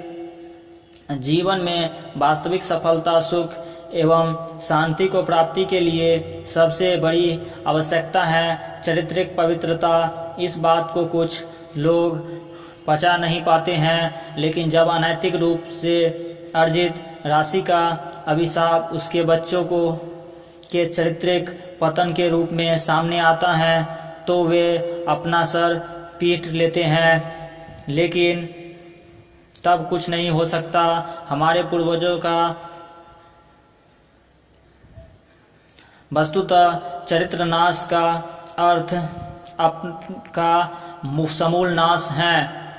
वस्तुतः चरित्र नाश का अर्थ आपका समूल नाश है। चरित्र आपके व्यक्तित्व की सबसे प्रमुख पूंजी है। किसी भी प्रकार समाज, राज्य एवं देश की उन्नति में वहाँ के नागरिकों के चरित्र बल का प्रमुख योगदान रहता है। अपने जापान के निवासियों की ईमानदारी एवं उच्च चारित्रिक विशेषताओं के संबंध में अवश्य सुना होगा। हाल ही में जापान में आए सुनामी भूकंप में जापान के लोगों के चरित्र के कुछ ऐसे पक्ष दिखाई दिए जो अनूठे एवं अनुकरणीय हैं। जटिल कठिनाई के समय में भी जापानी लोगों द्वारा प्रदर्शित ईमानदारी, कर्तव्यपरायणता तथा राष्ट्रीय सोच ने विश्व के लोगों को उन्हें नमन करने के लिए विवश कर दिया। न तो वे कभी छाती पीटते, रोए चिल्लाते दिखे और न घरों व दुकानों का सामान लूटते दिखाई दिए। वे अति दुखी हैं, पीड़ित हैं, लेकिन कतार में खड़े होकर राशन ले रहे हैं। सहायता के लिए कोई छीना झपटी नहीं। भूकंप आने पर मॉल में बिजली गुम हो गई है। मॉल की उपस्थिति, सभी लोग अपने हाथ में उठाया सामान मॉल में रखकर बाहर आ गए। द्वितीय विश्व युद्ध में बर्बाद हो जाने के बाद भी जापान जल्दी अपने पैरों पर खड़ा हो गया। उनकी चारित्रिक गुणवत्ता के कारण ही संभव हुआ। आप चरित्र जैसा अपने सर्वश्रेष्ठ गुण का नाश न होने दे। यह आपको अपने समस्त जीवन में तथा आपकी नई पीढ़ियों को भी वास्तविक सफलता दिलाएगा। तीसरा, पहनावा व्यक्तित्व का दर्पण है। जिस तरह की बॉडी लैंग्वेज, बैठना, बात करने की सलीका आपके बारे में सब कुछ बता देता है, आपके व्यक्तित्व का दर्शन करा देता है, उसी प्रकार आपका पहनावा भी आपके व्यक्तित्व को आईने की तरह स्पष्ट कर देता है। छात्र जीवन को मौज मस्ती का समय मानकर चलने वाले युवा वर्ग के सदस्य इस प्रकार के कपड़े पहनकर घर से निकलते हैं जैसे वे किसी फिल्म में काम करने या किसी मॉडलिंग की शूटिंग में हिस्सा लेने जा रहे हैं। बालों की स्टाइल, जीन्स की डिजाइन, टॉप पर लिखे शब्द आदि यह शब्द तथ्य हैं कि भड़कीला पहनावा न केवल आपको अपने लक्ष्य से भटकाता है बल्कि आपको किसी हद तक लोगों की कुदृष्टि का लक्ष्य भी बताता है। आज अधिकांश छात्र बिना परफ्यूम के कॉलेज हेतु निकलते ही नहीं हैं, चाहे वह 3 दिनों तक स्नान नहीं करे, वही बनियान एवं अंडरवियर पहने रहे, लेकिन डीओ एवं परफ्यूम का प्रयोग अवश्य करता है। कपड़े ब्रांड के ही पहनेंगे, चाहे वह उसके शरीर पर आकर्षक लगे या नहीं। ब्रांड के नाम पर वर्तमान में फटी हुई पैंट, पाती लगी हुई कमीज बिकती देखी जा सकती है। वे फिल्मों में काम करने वाले हीरो हीरोइन के लिए तो मतलब की हो सकती है, लेकिन छात्रों की मतलब की तो किसी तरह भी नहीं। ये सब बातें आज के छात्र को न तो सुनना पसंद है और न ही पढ़ना, लेकिन हमारा उद्देश्य इस तथ्य को पुरजोर ढंग से रखना है कि छात्र जीवन में आपका उद्देश्य आपके भविष्य निर्माण हेतु कड़ी मेहनत करना होना चाहिए। अपने लक्ष्य को पाने हेतु पूर्ण लगन एवं ईमानदारी से निरंतर परिश्रम करना अपरिहार्य है। इस कीमती समय को मात्र कुछ समय की चकाचौंध के लिए कुछ छात्र का या छात्राओं की फालतू वाहवाही लूटने को हेतु नष्ट नहीं करना चाहिए। छात्र जीवन में सादगीपूर्ण एवं शालीन पहनावा आपको संयम एवं धैर्य प्रदान करता है। आप अपने लक्ष्य, अपने मार्ग से विमुख नहीं होते हैं। छात्र जीवन को आप जितना अधिक सहज रखेंगे, आपका भविष्य उतना ही उज्जवल एवं प्रकाशवान होगा। अपने शानदार भविष्य के निर्माण के लिए छात्र जीवन में उत्कृष्टता लाएं, सादगी एवं शालीनता लाएं। संकल्प शक्ति की दृढ़ता। चौथा, संकल्प शक्ति एक ऐसी अविरल ऊर्जा है जो आपको अपने लक्ष्य को प्राप्त करने हेतु कठिनतम कार्य करने को प्रेरित करती है। विपरीत परिस्थितियों में आपका दृढ़ता के साथ लक्ष्य प्राप्ति की दिशा में अग्रसर करती है। संकल्प वस्तु, मस्तिष्क एवं हृदय दोनों की सम्मिलित क्रियाओं का परिणाम है। संकल्प शक्ति व्यक्ति के जड़ एवं चेतन अवस्था पर इस प्रकार शासन करती है कि मनुष्य सोते जागते अपने संकल्प की पूर्ति हेतु क्रियाशील एवं उत्साहित बना रहता है। प्रत्येक मानव में प्राकृतिक रूप से शारीरिक, मानसिक एवं बौद्धिक सामर्थ्य का स्तर पाया जाता है। वह इस स्तर को अपनी जरूरत के अनुसार अपनी इच्छा शक्ति या अपनी संकल्प शक्ति के बल पर परिवर्तन एवं परिवर्धित कर सकता है। इस परिवर्तन या परिवर्धन की प्रक्रिया में संकल्प शक्ति की अहम भूमिका रहती है। जब व्यक्ति समग्र संकल्प शक्ति के साथ किसी कार्य को संपन्न करने हेतु तत्पर होता है तो वह अपनी सारी योग्यता, क्षमता एवं ऊर्जा का उपयोग उस कार्य को पूर्ण करने की दिशा में करता है। अधूरे मन से, अविश्वास के साथ या भाग्य के भरोसे शुरू किए गए कार्य हमेशा असफल होते हैं। दृढ़ संकल्प के कारण स्वल्प साधनों एवं प्रतिकूल परिस्थितियों में भी सफलता मिलती है। उन्नति की आकांक्षा हर व्यक्ति रखता है, सफलता हर व्यक्ति को प्रिय है, लेकिन सफलता के शिखर पर पहुंचता वही है जो अपने लक्ष्य को प्राप्त करने के लिए दृढ़ संकल्प के साथ जुटा रहता है। संकल्प की दृढ़ता, धैर्य एवं साहस व्यक्ति की चारित्रिक विशेषता के एवं गुण हैं। आज जितने भी सफल कहे जाने वाले विशिष्ट जन हैं, उन्हें सफलता भाग्य के भरोसे नहीं मिली है और न ही वे बिना प्रतिकूल परिस्थितियों का सामना किए सफलता के शिखर पर पहुँचे हैं। सफलता के मार्ग के हर राही, हर यात्री को असफलताओं की कटीली झाड़ियों से दो चार होना ही पड़ता है।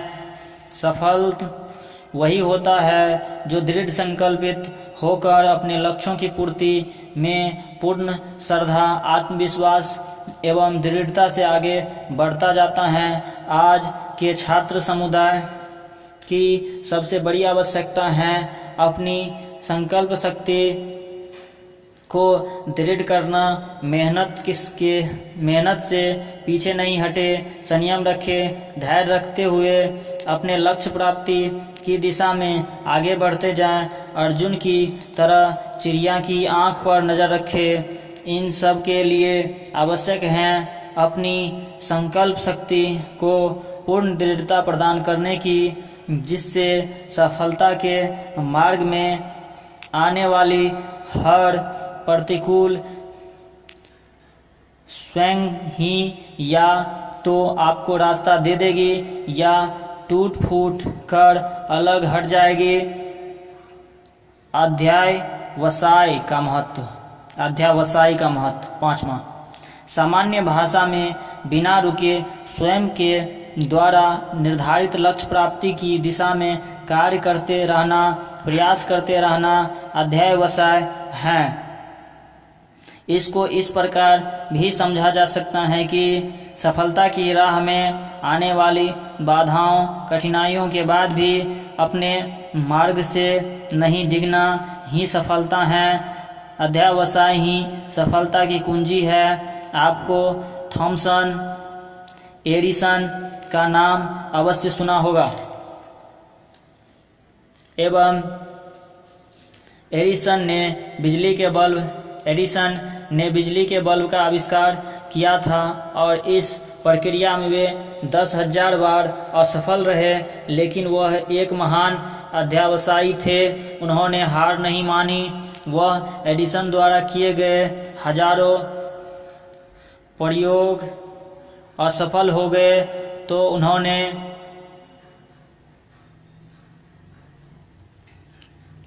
इसी प्रकार Helen Keller, Abraham Lincoln, madam Curie आदि ऐसे महान वैज्ञानिक हुए हैं जो अपने अध्यावसाय के गुण के कारण ही आज महान लोगों की श्रेणी में शामिल हैं। जब एडिसन द्वारा किए गए हजारों प्रयोग असफल हो गए तो उन्होंने कहा, मैं असफल नहीं हुआ हूँ, मैंने ऐसे 10,000 तरीके ढूंढ लिए जो काम नहीं करते।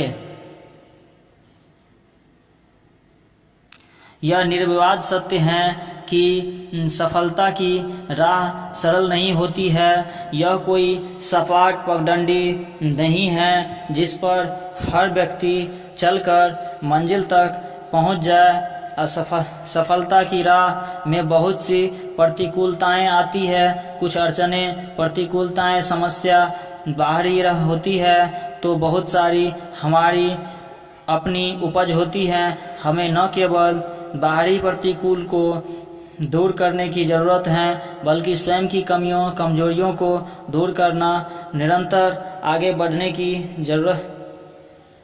जरूरत है। इसके लिए चाहिए आत्मबल, दृढ़ संकल्प शक्ति एवं अध्यावसाय का अनूठा गुण। यदि हम यह जानना चाहे कि ऐसा कौन सा चारित्रिक गुण है जो सभी सफल व्यक्तियों में पाया जाता है, तो इसका उत्तर है अध्यावसाय।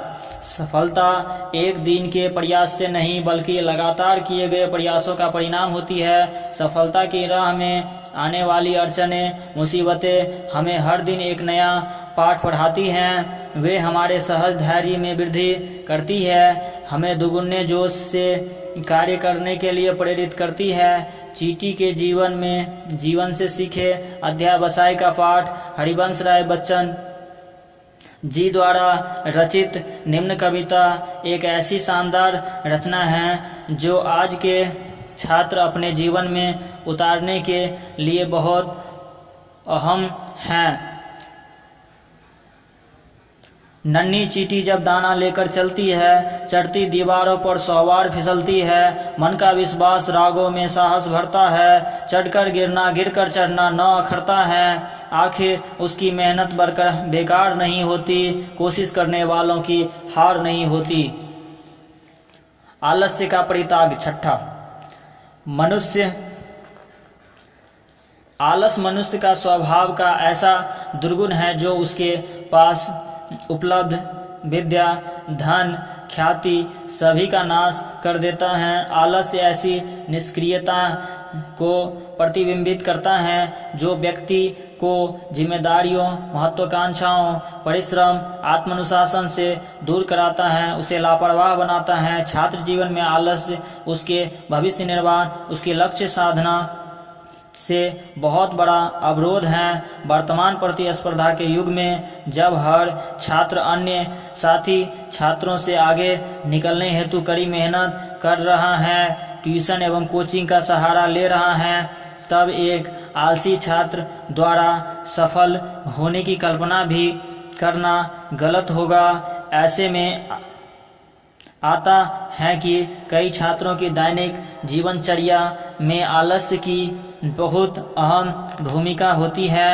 अपने टाइम टेबल बना रखा है कि यह काम आज करना है, लेकिन उसे बिना कारण के आप कल पर टाल देते हैं। छोड़ो, कल कर लेंगे, क्या फर्क पड़ता है। आपने ट्यूशन या कोचिंग से कोई होमवर्क मिला, लेकिन आप अपने आलस्य के कारण उसे पूरा नहीं कर रहे हैं। आपने तय किया है कि सुबह 6 बजे उठकर पढ़ाई करनी है, लेकिन आप अपने आलस्य वश नहीं उठ रहे हैं। अब आप कल्पना कीजिए कि जो छात्र आलस्य त्याग कर सब काम समय पर कर रहा है, वह अपने आप से आगे जाएंगे या नहीं। क्या आप उससे किसी भी स्तर पर मुकाबला कर सकते हैं? नहीं ना। यही हम समझाना चाहते हैं कि किसी से कम छात्र जीवन में आप अपने आलस्य को त्यागे, कर्मठ बने, अपने जीवन में बहुत अच्छे आगे बढ़ना है। आपको सफलता के शिखर पर पहुंचना है। आलस्य का अर्थ यह है कि हमें जीवन मिलना है, लेकिन हम उस जीवन का कोई उपयोग नहीं करेंगे। आलस्य का अर्थ है कि हमें अवसर मिला है, लेकिन हम उसका लाभ नहीं उठाएंगे। आलस्य का अर्थ है कि हमारी महत्वाकांक्षा है, हमें योग्यता है, हम में क्षमता है, लेकिन हम उसका उपयोग कदापि नहीं करेंगे। आलस्य वस्तुतः आपकी उन्नति का दुश्मन है। आलस्य एक ऐसा प्रमाद है जो आपके जीवन का विनाश का कारक है। आलस्य त्यागे, कर्मठ बने। कहते हैं हौसले बुलंद हो तो उड़ान कितनी लंबी है, इसका डर नहीं रहता। कर्मठ कर्मठता के बल पर हर जंग जीती जा सकती है, जबकि आलस्य व्यक्ति जीती हुई बाजी भी हार जाता है। कर्मठता जुझारूपन की घोतक है। आलस्य से निराश एवं हताश होने की भावना निहित है। कर्मठता ही उन्नति कर्मठता से उन्नति संभव है। सफलता हेतु कर्मठता आवश्यक है। जीवन में कुछ करना है तो आलस्य त्यागे एवं कर्मठ बने। परीक्षा के समय खान पान पर विशेष ध्यान। 7, परीक्षा के दिनों में आपका मानसिक एवं शारीरिक रूप से स्वस्थ रहना बहुत आवश्यक है। परीक्षा के द्वारा ही आपकी वर्ष भर की पढ़ाई का मूल्यांकन होता है। परीक्षा के समय आप पर अपरोक्ष तनाव एवं दबाव रहता है, जिससे छात्र द्वारा की गई वर्ष भर की मेहनत व्यर्थ जा सकती है। परीक्षा के दौरान छात्र का खान पान ऐसा होना चाहिए जो सुपाच्य हो तथा दिमाग को ऊर्जा एवं पोषण प्रदान करे। अपने स्टडी प्लान में पढ़ाई के साथ साथ अपने खान पान की प्लानिंग भी अवश्य करें। पढ़ाई के दिनों में मानसिक एवं शारीरिक संवर्धन के लिए विटामिन एवं आयरन युक्त भोजन, दाल, पालक, सोयाबीन, अंकुरित अनाज, अंडा एवं मछली आदि को सम्मिलित करें। Coffee, samosa, pizza, junk food एवं प्रोसेस्ड फूड से दूर ही रहे। परीक्षा के दिनों में कई छात्र खाना नहीं खाकर विटामिन एवं आयरन की गोलियां खानी शुरू कर देता है। इससे उन्हें आवश्यक फाइबर नहीं मिल पाता एवं कई खनिजों की पूर्ति भी नहीं हो पाती। इसकी अपेक्षा मौसमी फल, अंकुरित अनाज, संतरा, नींबू का रस आदि का सेवन करें। खाना एक साथ अधिक खाने की अपेक्षा थोड़ा थोड़ा 5-6 बार खाएं। इससे आलस एवं नींद का बचाव होता है।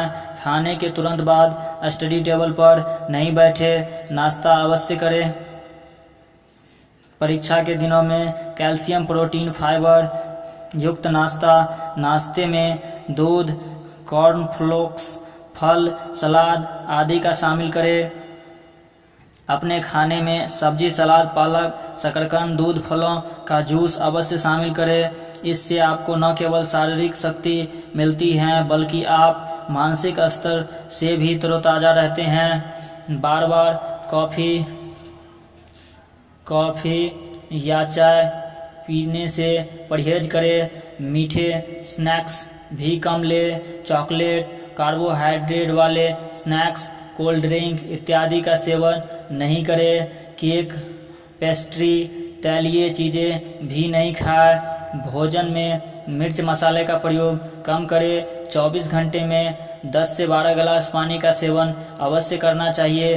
यदि मौसम अत्यधिक गर्म है तो ताज़ी दही की छाछ, लस्सी का सेवन शरीर एवं मस्तिष्क को ऊर्जा एवं ठंडक प्रदान करता है। ब्राह्मी एवं शंखपुष्पी का सेवन भी मस्तिष्क के लिए बहुत अच्छा रहता है।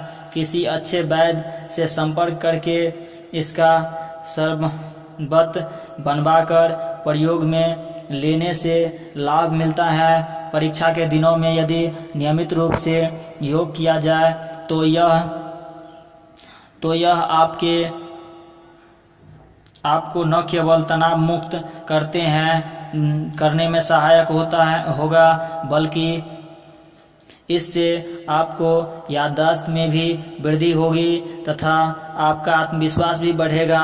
हमारे देश में योग का महत्व मात्र बुजुर्ग के लिए ही समझा जाता है। वास्तविक रूप से योग का उपयोग सभी के लिए बहुत अधिक है।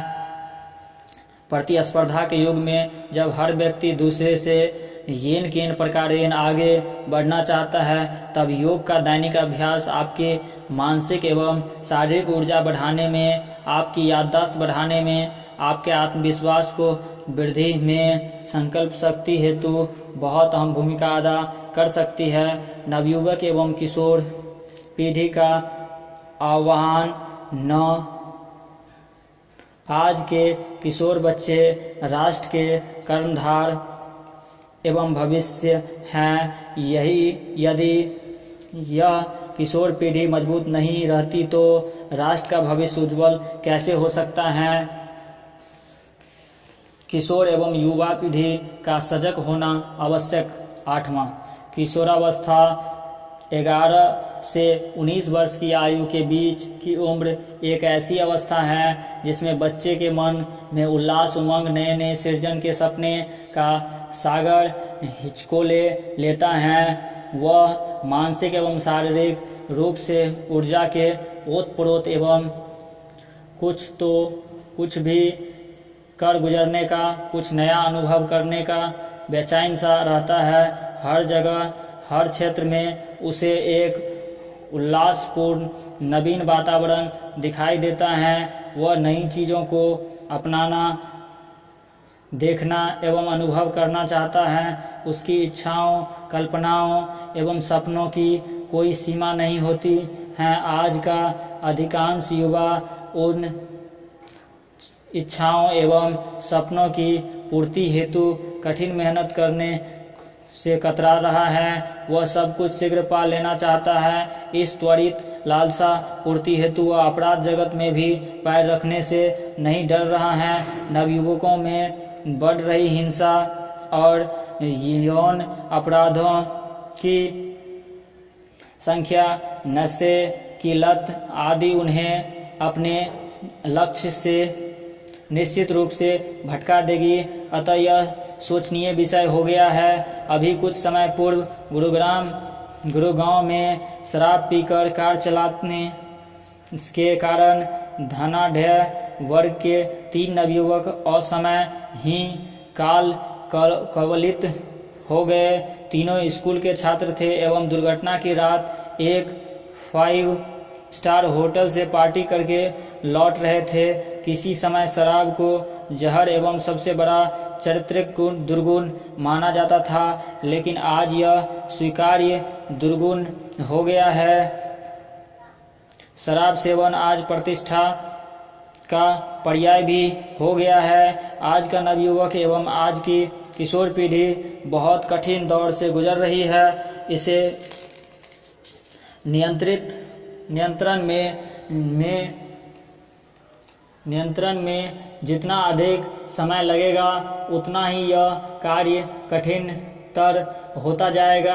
आज आवश्यकता है इस जहरीले वातावरण में शुद्ध किया जाए, इस जहरीला वातावरण को शुद्ध किया जाए। नवयुवकों को इस जहर से किसी भी सूरत में बचाया जाए। आज के नवयुवक एवं किशोर पीढ़ी को अपने साथ पथ पर बहुत धैर्य, संयम एवं विवेक से चलने की आवश्यकता है। हमारा आह्वान है आज की इस युवा पीढ़ी से कि वह स्वयं को इस अश्लीलता, कुत्सित, घृणित, जहरीले वातावरण से बचाए एवं वह अग्रसर हो अपने सपनों की पूर्ति के लिए, नव सृजन के लिए सफलता के पथ पर दृढ़ कदमों से नैतिकता एवं सच्चरित्र के साथ परिंदों को मंजिल मिलेगी। यकीनन ये फैले हुए उनके पर बोलते हैं। वे ही लोग रहते हैं खामोश अक्सर जमाने में जिनके हुनर बोलते हैं। जीत प्राप्त करने के लिए प्रमुख विशेषताएं। जीवन में हर व्यक्ति जीतना चाहता है, सफल होना चाहता है, सफल व्यक्तियों की कतार में शामिल होना चाहता है, परंतु हर व्यक्ति तो सफल नहीं होता। क्योंकि सफल होने या जीतने के लिए कुछ विशेष गुणों की आवश्यकता होती है, जिन्हें यदि व्यक्ति अपने जीवन में आत्मसात कर लेता है तो वह जीवन में सफलता के शीर्ष पर पहुंच सकता है। जीतने वाला व्यक्ति किसी कार्य को असंभव नहीं समझता, उसे हर विषमता में भी समता नजर आती है, हर प्रतिकूल परिस्थिति में अपने लिए संभावनाएं ढूंढता है, उसका आत्मविश्वास अदम्य होता है। जीतने वाला किसी कार्य में समस्या नहीं बल्कि हर समस्या का समाधान ढूंढता है, वह हर अंधेरे में दिन का उजाला देखता है। जीतने वाला कल पर नहीं बल्कि आज पर विश्वास करता है, वह कार्य को कल पर नहीं टालता बल्कि आज का कार्य आज ही पूर्ण करता है। जीतने वाले दूसरों के अनुभवों से सीखते हैं लेकिन दूसरों की नकल नहीं करते, उनका कार्य करने का अपना तरीका, अपना अंदाज होता है। जीतने वाले गलती भी करते हैं लेकिन वे अपनी गलती को कुछ सबक लेते हैं, सीखते हैं एवं उसे सुधारकर पुनः प्रयास करते हैं। जीतने वाले कभी शॉर्टकट में विश्वास नहीं रख करते, शॉर्टकट वस्तुतः असफलता का जनक है। जीतने वाला धैर्य एवं संयम में विश्वास करता है। सफलता एक दिन की मेहनत का प्रतिफल नहीं है बल्कि लगातार प्रयास का सुपरिणाम होती है। जीतने वाला भाग्यवादी नहीं बल्कि कर्मवादी होते हैं, उन्हें अपनी योग्यता एवं क्षमता पर विश्वास होता है, वे अपनी मेहनत के बल पर सफलता पाना चाहता है। जीतने वाले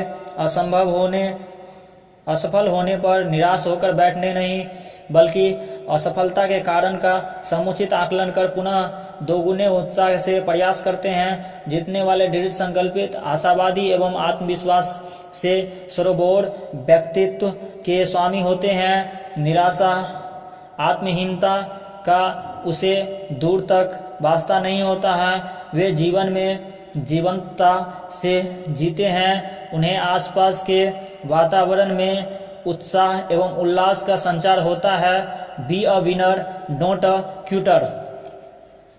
समाप्त। उम्मीद करते हैं आप सबों को पसंद आया होगा। हमें कमेंट करके बताएं कि कैसा लगा आप लोगों को।